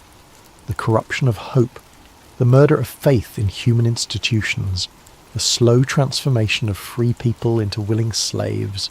I'm writing this final entry from a motel room in Reno. I've been driving for 3 days, never staying in one place for more than a few hours. But I know it doesn't matter. They're not hunting me because they don't need to. I'm already serving their purpose just by existing, just by remembering what I saw in the Grove. The cremation of care wasn't just a ritual, it was a recruitment ceremony. And I wasn't an infiltrator, I was an initiate. Tonight, I'll drive east toward the desert. Maybe I'll find some way to break the cycle, to turn their own trap against them. Or maybe I'll just disappear into the wasteland and let the truth die with me. But if you're reading this, if somehow these words have reached you despite all their efforts to control the flow of information, then remember this. They call it the cremation of care, but what they really burn is conscience. And when the fires die down, the world grows a little colder, a little darker, a little more ready for the Ancient Ones to reclaim what they consider their rightful dominion. The fire in the Grove never really goes out. It just spreads, invisible and inexorable, consuming everything human until only the shadows remain. And in those shadows something very old and very hungry is waiting to be born.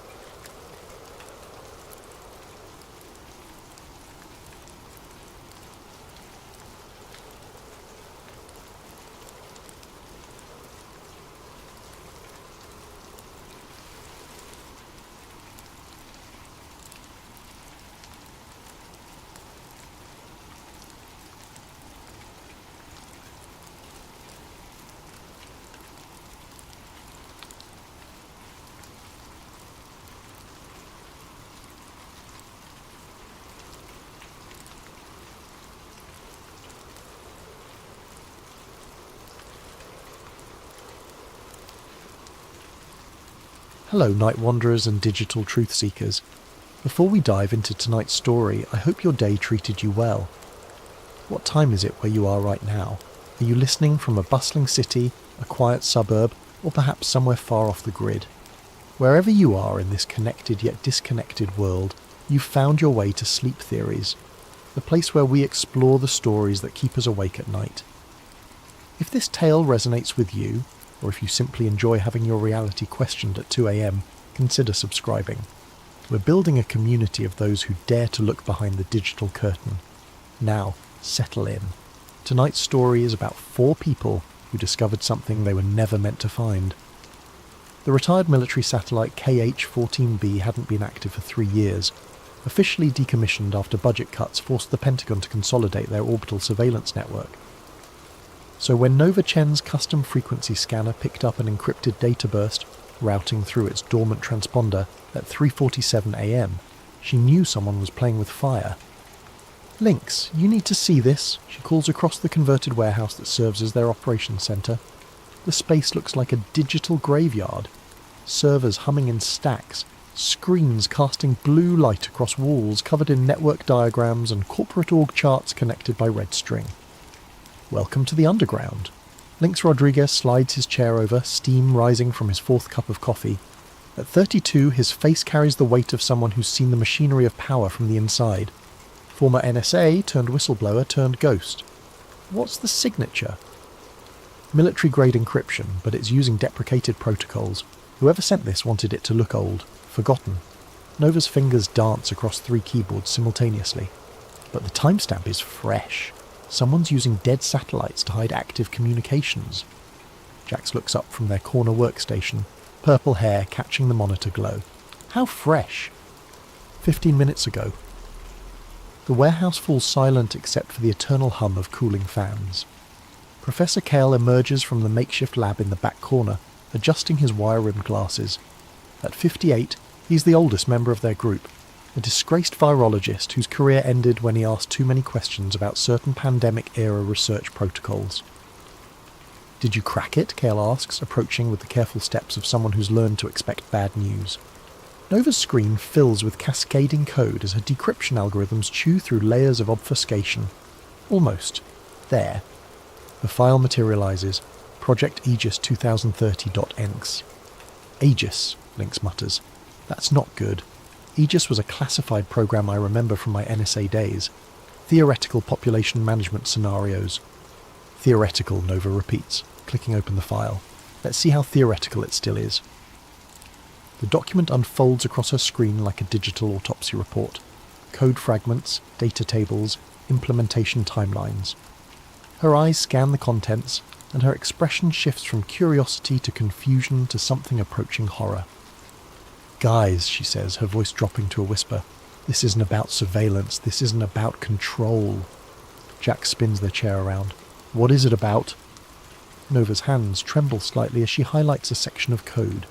Variables with names like fertility, reduction, vectors, genetic selection, protocols, and population ceiling enforcement. "It's about extinction," she breathes. "Mass vaccination campaigns, supply chain disruptions, climate-based selection zones." She reads directly from the screen. Phase implementation. Reduce global population to sustainable levels through coordinated biological and environmental interventions. Target timeline 2030. Acceptable retention rate 6 to 8% of current population. The silence stretches like a held breath. 6 to 8%, Kyle repeats slowly, of 7 billion people. "That's not population control," Lynx says, his intelligence training kicking in as he processes the implications. "That's genocide with a spreadsheet." Nova scrolls deeper into the document, her face pale in the monitor light. "There's more. Listen to this. This initiative represents a fundamental reset of the human species. Traditional methods of population management through war, famine, and disease have proven insufficient to address the accelerating resource depletion crisis. Project Aegis represents a coordinated approach to ensure species survival through selective reduction." "Species survival," Jax echoes. "They're talking about us like we're livestock." "No," Nova corrects, her voice hollow. "Livestock are valuable. We're weeds they want to clear from the garden." Kale sits down heavily, his scientific mind wrestling with the implications. During his years researching virology, he'd seen enough classified projects to know that the line between theoretical and operational could be crossed with a single authorization signature. "We need to verify this," he says finally. "Cross-reference with known programs, trace the source, build a complete picture. If this is real," Nova finishes, "we're looking at the greatest crime in human history, and it's already begun." Lynx pulls up his contacts, a carefully maintained network of sources still embedded in various intelligence agencies. "I'll reach out to my people, see what chatter I can pick up." "I'll dig into the technical specifications," Jax offers. "These code fragments reference specific biological agents. If they're using existing research, there'll be traces in academic databases." Nova saves the file to their secure server and begins setting up multiple backup protocols. "Professor, we need you to analyze the biological components. Your expertise might be the key to understanding how they plan to implement this." As the team disperses to their workstations, the weight of their discovery settles over the warehouse like digital smoke. They've stumbled across something that wasn't meant for human eyes, a blueprint for the end of the world as they know it. Outside, the city sleeps on, unaware that 4 people in a converted warehouse have just glimpsed the future, and it looks like a graveyard with Wi-Fi. Nova stares at the file name blinking on her screen, Project Aegis 2030.nc. In mythology, Aegis was the shield of Zeus, a divine protection for the gods. But protection for whom? And protection from what? As she begins her deep dive into the data, one phrase keeps echoing in her mind from the document's executive summary. This isn't about control, it's about resetting the species. The countdown, she realizes, isn't to some distant apocalypse. It's to tomorrow. 3 days of sleepless research have transformed their warehouse into a conspiracy theorist's fever dream. Every wall now displays interconnected timelines, corporate hierarchies, and data flowcharts that would make a forensic accountant weep. Nova hasn't left the building since they cracked the Aegis file, surviving on instant ramen and the kind of caffeine-fueled determination that borders on religious fervour.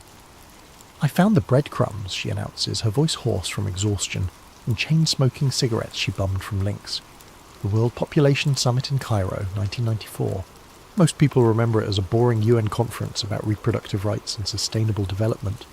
She pulls up archived documents on the main display screen, official transcripts, media reports, diplomatic cables, standard bureaucratic theatre.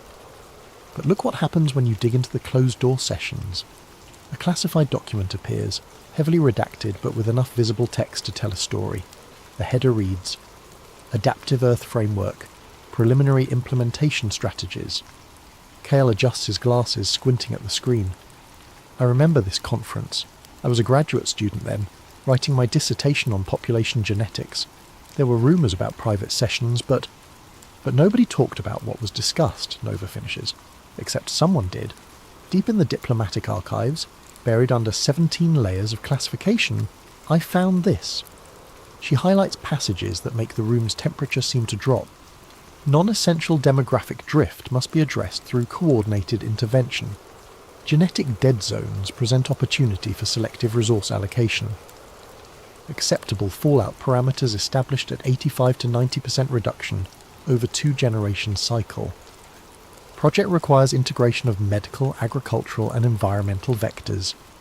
Jax looks up from their workstation, where they've been cross-referencing pharmaceutical patents. "Nova, you need to see this. Those medical vectors they mention. I've been tracking the patent filings, and there's a pattern." They throw their research onto the shared screen. Dozens of pharmaceutical patents filed between 2018 and 2023, all connected to a web of shell companies, all related to mRNA modification technology. "But here's the weird part," Jax continues. "These patents aren't just for vaccines. They're for genetic modification systems that can be activated remotely, dormant until triggered by specific environmental factors." Kale's face goes pale. That's not possible. The technology to create delayed activation genetic modifications didn't exist in 2018, Jax agrees, but it does now, and according to these patents, it's been deployed. Nova pulls up another document from their Aegis cache. "Remember, Professor, You mentioned seeing strange compounds in vaccine trials during the pandemic. Trials with non-public results. Kale nods slowly. There were inconsistencies. Control groups that should have shown specific immune responses but didn't.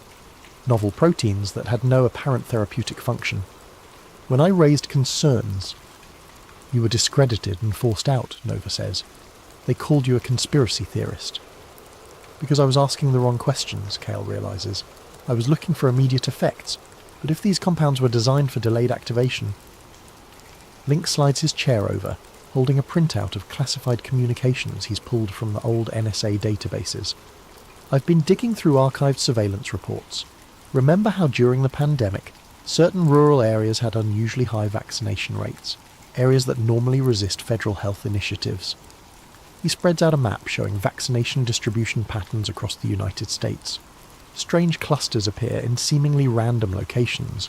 Rural counties in Montana, farming communities in Iowa, small towns along the Appalachian Trail. These aren't random, Nova says, studying the pattern. They're systematic. Someone was targeting specific populations. Or specific genetic profiles, Kale adds quietly. Jax's workstation chimes with an alert. Guys, I've been monitoring dark web chatter about unusual health trends. Look at this. They project a series of forum posts, social media reports, and medical anomalies from the past 6 months. Unexplained fertility drops in rural communities. Unusual autoimmune responses in adults aged 25 to 45. Regional variations in birth defects that don't match known environmental factors. Agricultural workers reporting mysterious illnesses that don't respond to standard treatments. Nova connects the dots on their shared display, drawing lines between vaccination sites, health anomalies, and demographic data. The pattern that emerges looks like a slow-motion biological weapon detonating across the landscape. They weren't just treating viruses, she says, echoing Kale's earlier words. They were treating the future human genome. Lynx pulls up another classified document, this one from a more recent surveillance operation. There's more. I found references to something called genetic compatibility mapping in Department of Homeland Security briefings. They've been collecting DNA samples through routine medical procedures and cross-referencing them with... He stops, staring at the screen. With what? Nova prompts. With survival probability models, he finishes. They're not just tracking who might survive their selective reduction. They're actively identifying who they want to eliminate. The warehouse falls silent as the implications settle over them like digital ash. They're not just looking at a conspiracy, they're looking at the implementation phase of humanity's final exam.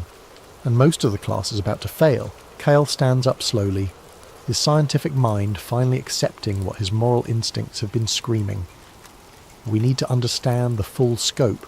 If they've weaponized the medical system, the agricultural system, the environmental monitoring system, then they've turned civilization itself into a weapon, Nova completes.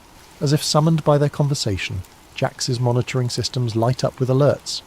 Encrypted traffic spike on the satellite networks, same routing pattern as the original Aegis transmission. Nova rushes to her decryption station. They're talking again. If we can intercept this... The file downloads slowly, each percentage point feeling like an eternity. When it finally opens, it's not code this time. It's a video conference recording. Meeting minutes, Lynx realises, from yesterday. Nova's hand hovers over the play button. Once they watch this, there's no going back. No pretending they stumbled across theoretical documents or academic exercises. Whatever's on this recording, she says, it's going to show us who's behind this, and what comes next. She clicks play. The screen fills with faces they recognise from news broadcasts and magazine covers. World leaders, tech billionaires, pharmaceutical executives, and scientists, all sitting around a virtual conference table discussing the end of the world with the casual tone of a quarterly earnings call. And in the corner of the screen, a countdown timer. 18 months, 14 days, 7 hours, 23 minutes. The clock is ticking, and they're about to learn exactly what happens when it reaches 0. The video quality is surprisingly good for something intercepted from a rerouted satellite signal. Crystal clear audio, HD resolution, perfect lighting. Almost as if whoever recorded this wanted it to be found by someone with the right skills and motivation. Nova adjusts the audio levels as familiar faces fill the screen, She recognises at least half of them. Pharmaceutical CEOs who've been in the news, tech moguls who've testified before Congress, government officials whose names appear in leaked documents weekly. But it's the people she doesn't recognise that worry her more. Faces that suggest power operates in layers the public never sees. "Audio check," a voice says off-screen. "We're recording for the archive. All participants have been verified through biometric confirmation." "Proceed with briefing," responds a woman Nova recognises as the director of the World Health Organization. Phase 3 implementation status. A man in his 60s, distinguished silver hair, appears in a separate window. The nameplate reads, Dr. Harrison Vale, Protean Core Industries. Nova makes a mental note. She's never heard of Protean Core, which means they've done excellent work staying invisible. Phase 3 is proceeding on schedule, Dr. Vale reports. Biometric surveillance systems are now operational in 847 rural zones across 17 countries. Heat mapping, fertility tracking and genetic sequencing capabilities are running at full capacity. Jax pauses their other work to focus on the video. Genetic sequencing? That's not something you can do remotely. Unless, Kale says slowly, you've already collected samples through other means. On screen, Dr. Vale continues. Integration with consumer health devices has exceeded projections. Voluntary data submission through fitness trackers, smartphones, and IoT medical devices now covers 73% of target demographics in developed nations. Nova feels her blood turn cold. She looks at the fitness tracker on her own wrist, a gift from her sister 2 Christmases ago. The little device that's been monitoring her heart rate, sleep patterns, stress levels. The device that connects to her phone, which connects to the cloud, which connects to... Smart device penetration in rural areas remains challenging, Dr. Vale continues, but our partnerships with agricultural technology companies have provided alternative collection methods. Genetic material harvested through routine veterinary procedures on livestock has proven surprisingly effective for human population mapping. "What the hell does that mean?" Jax whispers. Kale's face has gone ashen. Cross-species genetic contamination. If they're introducing human genetic markers into livestock, then tracking the animal genetics. They can map human populations through the food chain, Nova finishes. Every hamburger, every glass of milk, every piece of chicken carries genetic data. On screen, the meeting continues. A younger man, maybe 40, appears in a new window. His nameplate reads, Marcus Chen, Global Agricultural Systems. Nova notices the shared surname but feels no family connection, only revulsion. Agricultural vector deployment is exceeding expectations, Marcus reports.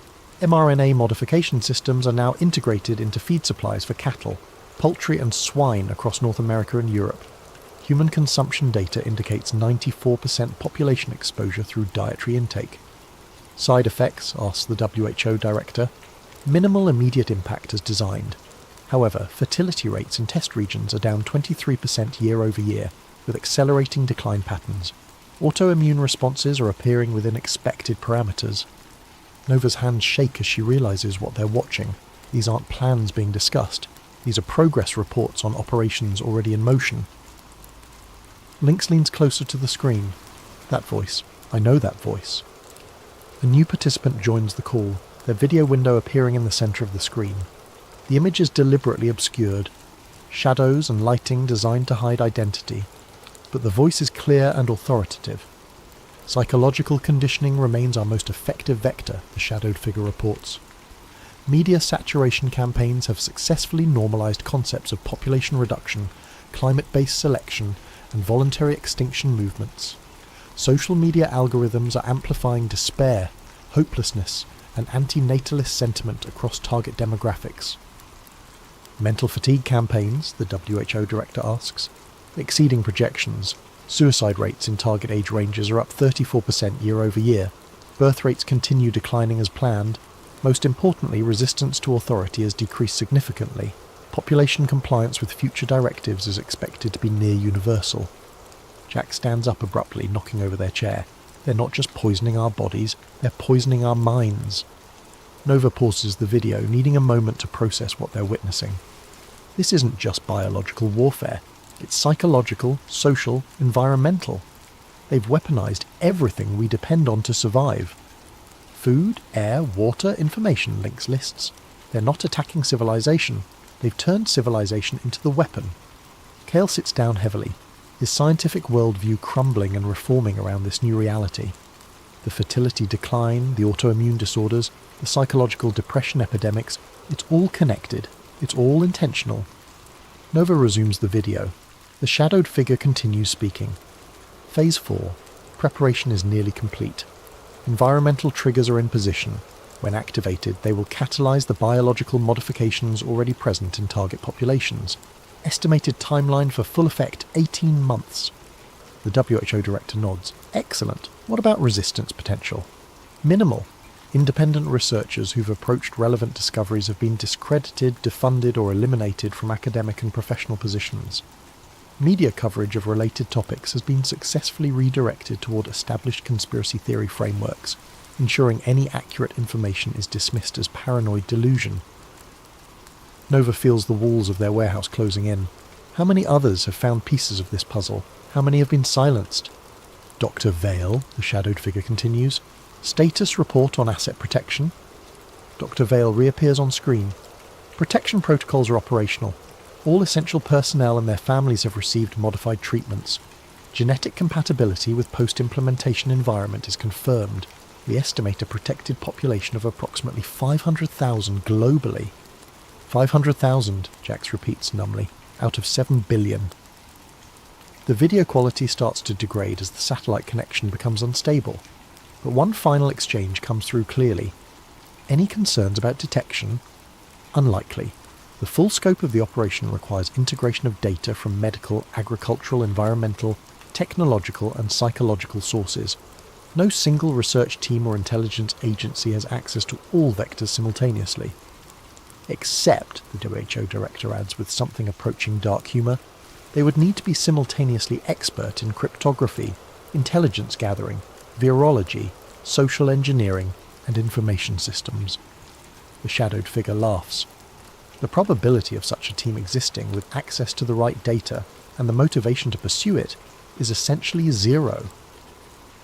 The connection dies, leaving their warehouse in silence. Nova, Lynx, Jax, and Kael look at each other across the digital evidence of humanity's planned extinction. Well, Nova says finally, I guess we're essentially zero. But as the four of them return to their workstations, preparing to dive deeper into the nightmare they've uncovered, none of them notice the small indicator light on Jax's communication system. The light that shows someone has been monitoring their network traffic. The light that means their essentially zero probability team has just become a confirmed threat. The light that means Phase 4 might be starting ahead of schedule. The warehouse's early warning system starts screaming at 4:17 a.m., 3 hours after they finished analysing the intercepted conference call. Nova jolts awake from her desk, where she'd fallen asleep reviewing genetic modification patents.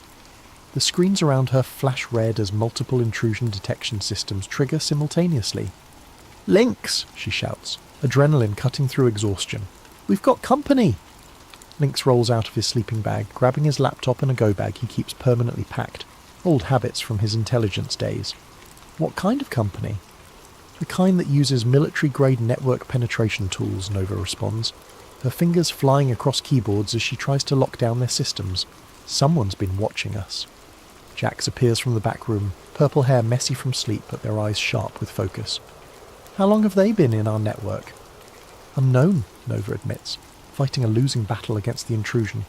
"But they've got root access to our communication systems. They've seen everything."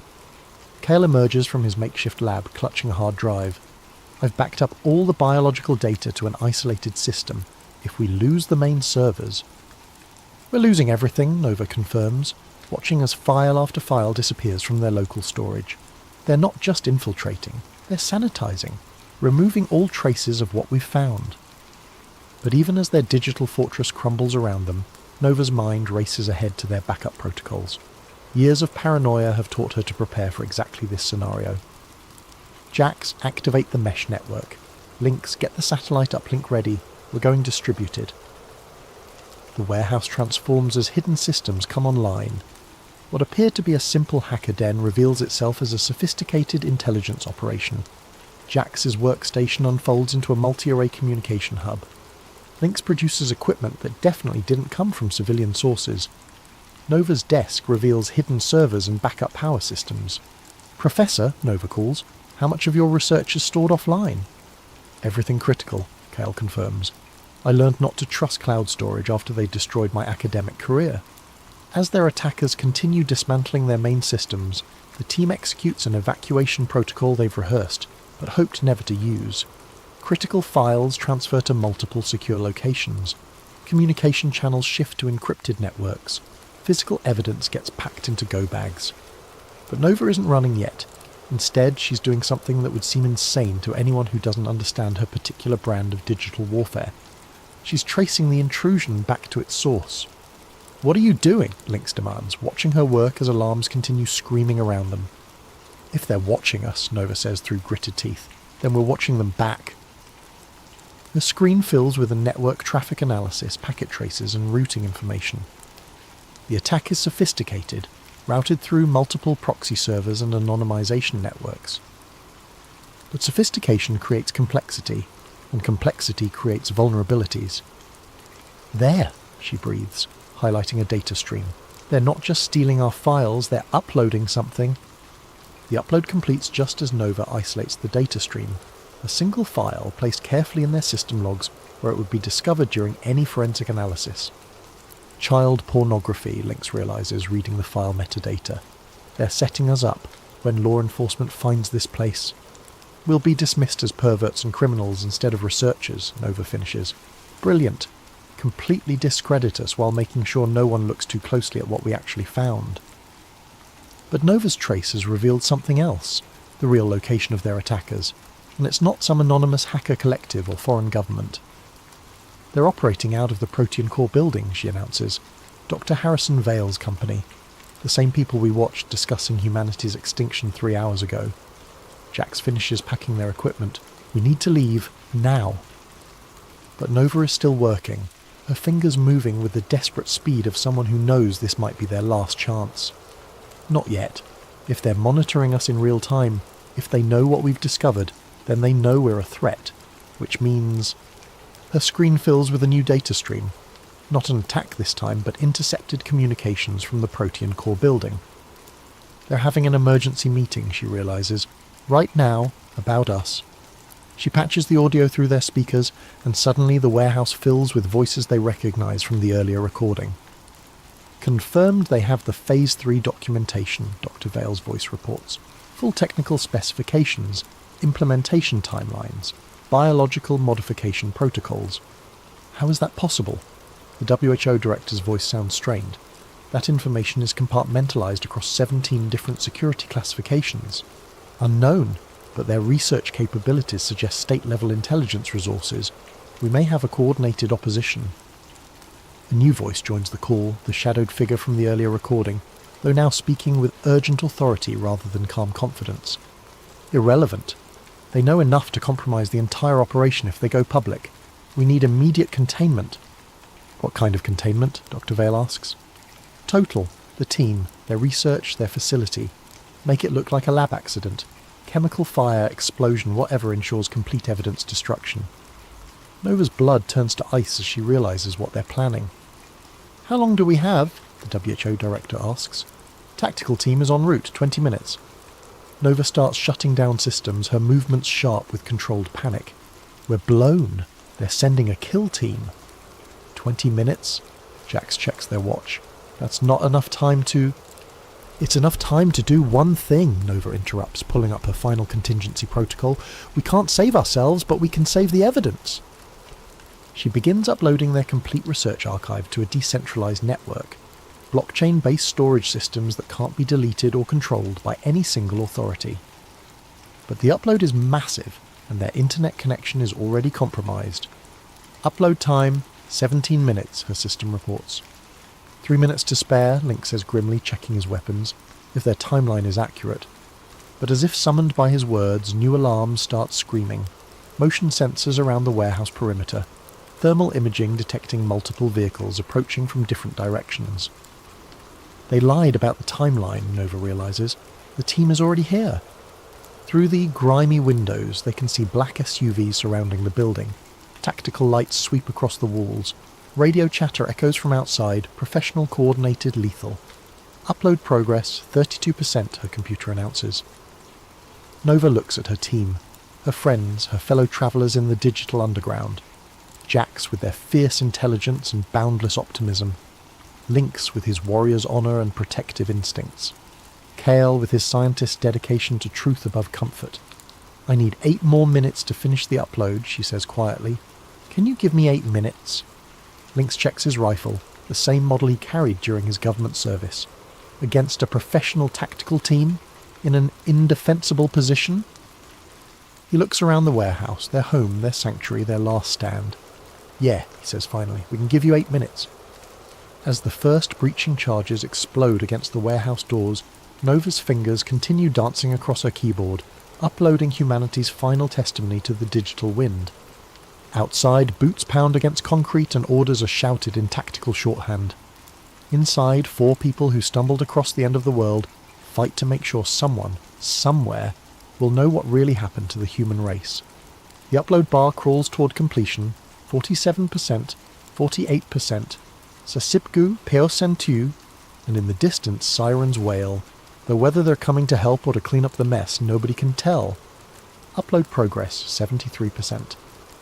Nova's fingers move across the keyboard with mechanical precision, even as automatic weapons fire tears through the warehouse's steel walls. Lynx and Jax have improvised a defensive position behind stacked servers, returning fire with a small arsenal Lynx maintained for exactly this scenario. Kyle crouches beside Nova, clutching his backup drives like sacred relics.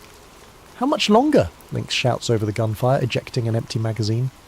3 minutes, Nova responds, sweat dripping onto her keyboard as she maintains the upload connection, despite power fluctuations from damaged systems. A tactical team member appears at a broken window. Jax takes him down with a shot that would make their grandfather proud. The same grandfather who taught them to shoot cans off fence posts in rural Oregon, never imagining his lessons would one day be used to defend the future of human civilization. Upload progress, 81%. Nova! Kale shouts, pointing at the main screen. They're jamming our satellite connection. She looks up to see their upload speed dropping rapidly. The decentralized network storage is failing as targeted electromagnetic pulses disrupt their communication arrays. Years of preparation, layers of redundancy, multiple backup systems, all being systematically neutralized by an enemy who understands their capabilities better than they understand themselves. Switch to the hard line, she orders, pulling cables from emergency ports hidden beneath the floor. If the satellites are down, we go terrestrial. But even as she reroutes their connection through buried fibre optic cables, her screens show the truth. Their attackers aren't just soldiers. They're technicians, equipped with signal intelligence gear and digital warfare tools. This isn't a military assault, it's a surgical data extraction and elimination operation. Upload progress, 89%. They're inside the network, Nova realizes, watching as files begin corrupting during transfer. They're not jamming the connection, they're poisoning it. Malicious code floods through their internet connection, targeting not just their local systems, but the destination servers themselves. Wherever they try to upload their evidence, the same destructive algorithms follow, erasing data as fast as they can transmit it. 90 seconds, Lynx reports, reloading his rifle. That's all I can give you. Nova's mind races through alternatives. Local storage, compromised. Cloud servers, compromised. Peer-to-peer networks, compromised. Everywhere they turn, the digital tentacles of their enemies have already reached. But there's one option they haven't tried. One network that exists outside the normal channels of internet communication. Jax, she shouts. Emergency radio protocols. Can you reach the ham radio networks? Jax nods, understanding immediately. While their enemies have prepared for digital warfare, they might not have anticipated analog communication methods, ancient radio technology that predates the internet by decades. As Jax frantically assembles radio equipment, Nova begins compressing their data files into formats suitable for audio transmission. Everything they've discovered about Project Aegis, the population reduction protocols, the biological modification systems, compressed into digital packets that can be transmitted over shortwave radio frequencies. Upload progress, 94%, Transmission corrupted. Their internet connection dies completely as electromagnetic pulse weapons finish destroying their communication arrays. But Jax's radio equipment sparks to life, connecting them to a network of amateur radio operators who maintain communication protocols independent of corporate or government control. This is Emergency Station Alpha calling CQ Emergency, Jax broadcasts. We have critical data for immediate relay to all stations. Repeat, critical data for immediate relay. Responses crackle back from radio operators across the country, retired engineers, electronics hobbyists, disaster relief volunteers, people who maintain the last truly free communication network on the planet. Nova begins transmitting their compressed data files, sending fragments to different radio operators with instructions for reassembly and distribution. It's slow, inefficient and incomplete, but it's working. Until the lights go out. Emergency power kicks in, bathing the warehouse in red light as their main electrical systems fail. Through the broken windows they can see technicians working on power lines, systematically isolating the building from the electrical grid. They're cutting everything, Kale observes. Power, internet, radio frequency spectrum, complete communication isolation. Nova's laptop switched to battery power, giving her perhaps 10 minutes of operation before total system failure. She continues transmitting data packets over Jax's radio equipment, but the process is agonizingly slow. "Nova!" Lynx calls urgently. "Movement on the roof. They're coming through the skylights." She looks up to see tactical team members rappelling through the warehouse's ceiling. Professional, coordinated, equipped with night vision and thermal imaging. In 30 seconds, they'll have complete control of the space. In 30 seconds, Project Aegis will remain humanity's best-kept secret. But Nova has one final option. One last desperate gambit that violates every principle of operational security she's ever followed. She activates her personal phone's livestream function and begins broadcasting directly to social media. "My name is Nova Chen," she says, looking directly into the camera as gunfire echoes around her. "If you're watching this, you need to know that the world's governments and corporations are planning to kill most of the human race." Her phone's screen shows viewer counts climbing rapidly. Hundreds, then thousands of people drawn by the chaos and violence of her livestream. They call it Project Aegis, population reduction through biological modification. They've poisoned the vaccines, contaminated the food supply, weaponized the environmental monitoring systems. Tactical team members breach their defensive position. Lynx falls, blood spreading across the concrete floor. Jax continues working the radio, transmitting data even as red laser sights dance across their chest. The timeline is 18 months, Nova continues, holding the phone steady despite the chaos. They've already begun implementation. If you've been vaccinated, if you eat processed food, if you use smart devices, you're already carrying the biological modifications they need to. A tactical team member's rifle butt smashes into her skull, sending the phone spinning across the concrete floor. The livestream continues, showing a sideways view of combat boots and spreading pools of blood, but the damage is done. In the 3 minutes her stream was active, over 50,000 people watched Nova Chen's final testimony. And in the age of social media, 50,000 becomes 5 million in a matter of hours. The last thing her phone's camera captures before the screen goes black is a gloved hand reaching down to pick it up. In the background, a voice speaks with calm authority. "Sanitize everything. No evidence, no witnesses, no trace this facility ever existed." Then static, then silence, then nothing. 6 months later. The official report from the Woodland Fire Department described it as a tragic industrial accident. Improper storage of chemical solvents in a converted warehouse led to an explosion that killed 4 squatters and destroyed the building completely. Local news covered it for exactly 1 day before moving on to more compelling stories. The livestream that briefly appeared on various social media platforms was quickly removed for violating community guidelines against violent content and misinformation. Users who tried to share or discuss it found their accounts suspended or shadow banned. Within a week it had been scrubbed from mainstream platforms entirely. But the internet remembers everything, especially the things someone desperately wants forgotten.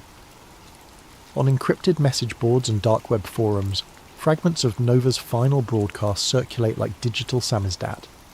Grainy screenshots, audio clips, transcribed quotes passed from user to user through carefully maintained networks of paranoid technologists and dedicated conspiracy researchers. Truth Seeker 2030 posts on an anonymous forum. Anyone else remember that warehouse livestream from 6 months ago? The girl talking about Project Aegis? Can't find it anywhere now, but I swear I downloaded a copy. Digital Ghost responds. Had the same video. File corrupted when I tried to open it last week. All my Aegis research just disappeared, like it was never there. Red Pill Reality chimes in. Same here. But I remember what she said. Population reduction, biological modifications, food supply contamination, 18 months. We're down to 12 months now. The conversations multiply across platforms that exist in the shadows of the normal internet. Ham radio operators share fragments of the data Jax transmitted in those final minutes. Academic researchers quietly compare notes about unusual patterns in pharmaceutical trials and agricultural modifications. Environmental scientists notice anomalies that match the warnings from a warehouse that officially never existed. Dr. Sarah Martinez, epidemiologist at UC Davis, publishes a paper about unexplained fertility decline in rural agricultural communities. She doesn't mention Project Aegis directly, but her data matches the patterns Nova's team identified with unsettling accuracy. Professor David Kim at MIT releases research about novel proteins found in certain vaccine batches, proteins with no apparent therapeutic function. His funding gets cut 3 weeks later, and his department chair suggests he focus on less controversial research topics. Environmental journalist Lisa Chen, no relation to Nova despite the shared surname, investigates reports of unusual biometric surveillance equipment appearing in remote areas. Her article gets killed by her editor, who explains that the magazine's parent company has concerns about unfounded conspiracy theories. But each cancelled publication, each suppressed research project, each deleted social media post creates a new data point in a pattern that becomes hard to ignore. The truth spreads like a virus through the digital underground. 12 months later, Maya Patel is 17 years old and has never heard of Nova Chen, Lynx Rodriguez, Jax Morrison, or Professor Kale. She lives in a small village in rural India, where internet access is limited, and social media is considered a luxury for urban elites. But Maya is smart, curious, and has access to her school's computer lab 3 days a week. She spends her time learning about environmental science, genetic engineering, and the intersection of technology and biology. Her dream is to study at a Western university and help solve the world's agricultural challenges. It's during one of these computer lab sessions that she finds the flash drive.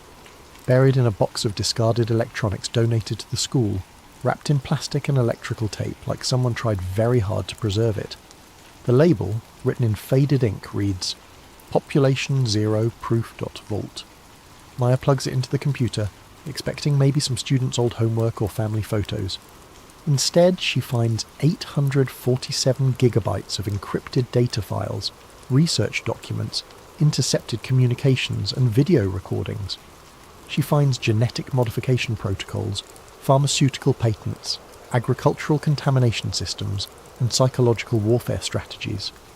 She finds the complete archive of everything Nova Chen's team discovered about Project Aegis. The encryption is military grade, but Maya is patient and clever. She spends 3 weeks cracking the access codes, working during lunch breaks and staying after school until the janitor kicks her out. When she finally opens the files, she spends another week just trying to understand what she's looking at. Population reduction through coordinated biological intervention.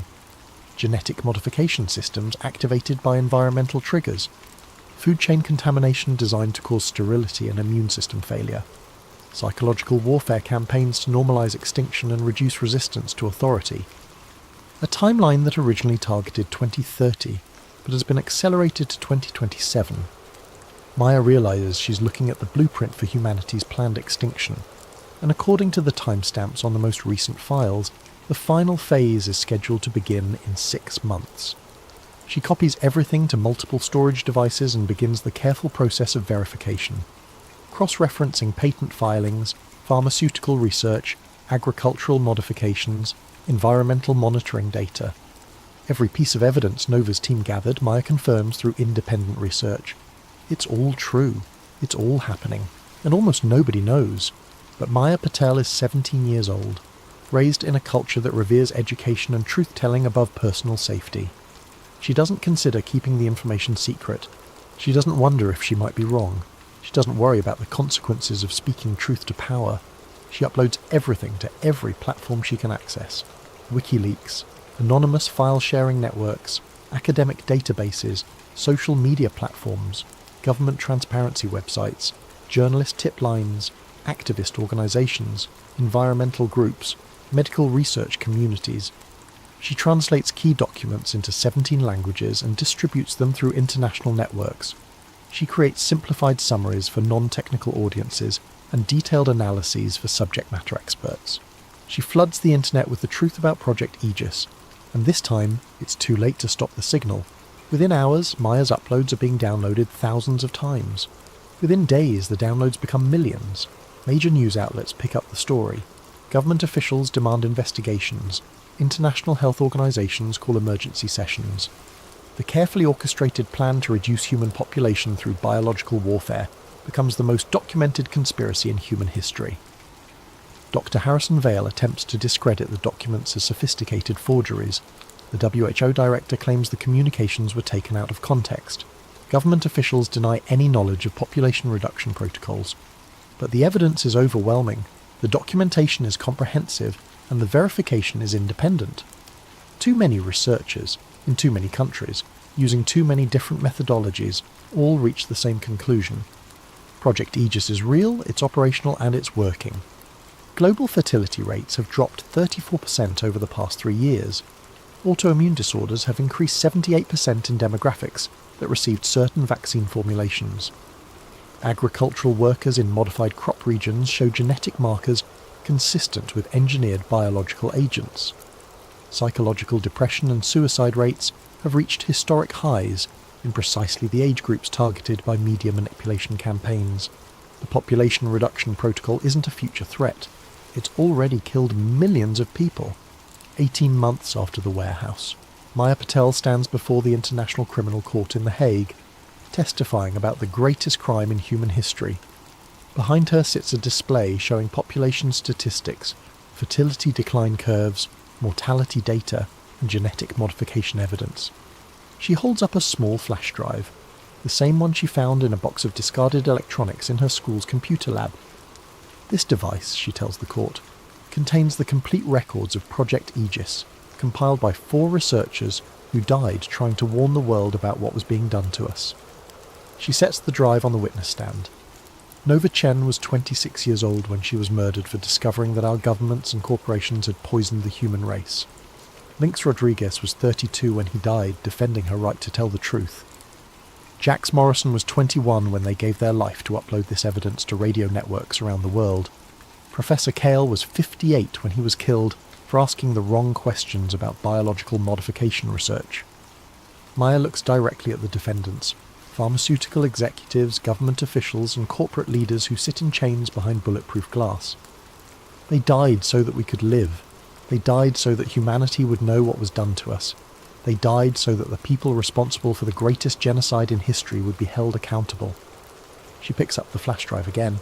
Their names were Nova, Lynx, Jax, and Kyle. They saved our species, and they want you to remember that the truth is always worth fighting for, no matter how powerful the people who want to hide it. The courtroom falls silent as Maya's testimony ends. In the gallery, family members of victims weep quietly.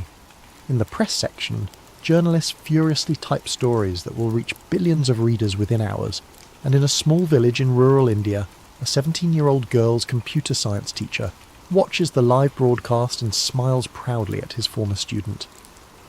Sometimes the truth finds a way. Sometimes the good guys win. Sometimes 4 people in a warehouse can save the world, even after they're gone. Epilogue. The network remembers, 5 years later, the Maya Patel Institute for Digital Truth and Transparency occupies a gleaming building in New Geneva, funded by reparations payments from the corporations responsible for Project Aegis. Its mission statement, carved in stone above the entrance, reads, "The network remembers everything, especially the things someone desperately wants forgotten." In the lobby, 4 portraits hang side by side. Nova Chen, cryptographer and digital warrior; Lynx Rodriguez, intelligence analyst and protector; Jax Morrison, social engineer and technological prodigy; Professor Kyle, virologist and truth-teller. Beneath their portraits a simple inscription: they found the code that wasn't meant to be found. Tourists and students pass by the portraits daily, most not knowing the full story of how 4 people in a converted warehouse prevented the extinction of human civilization.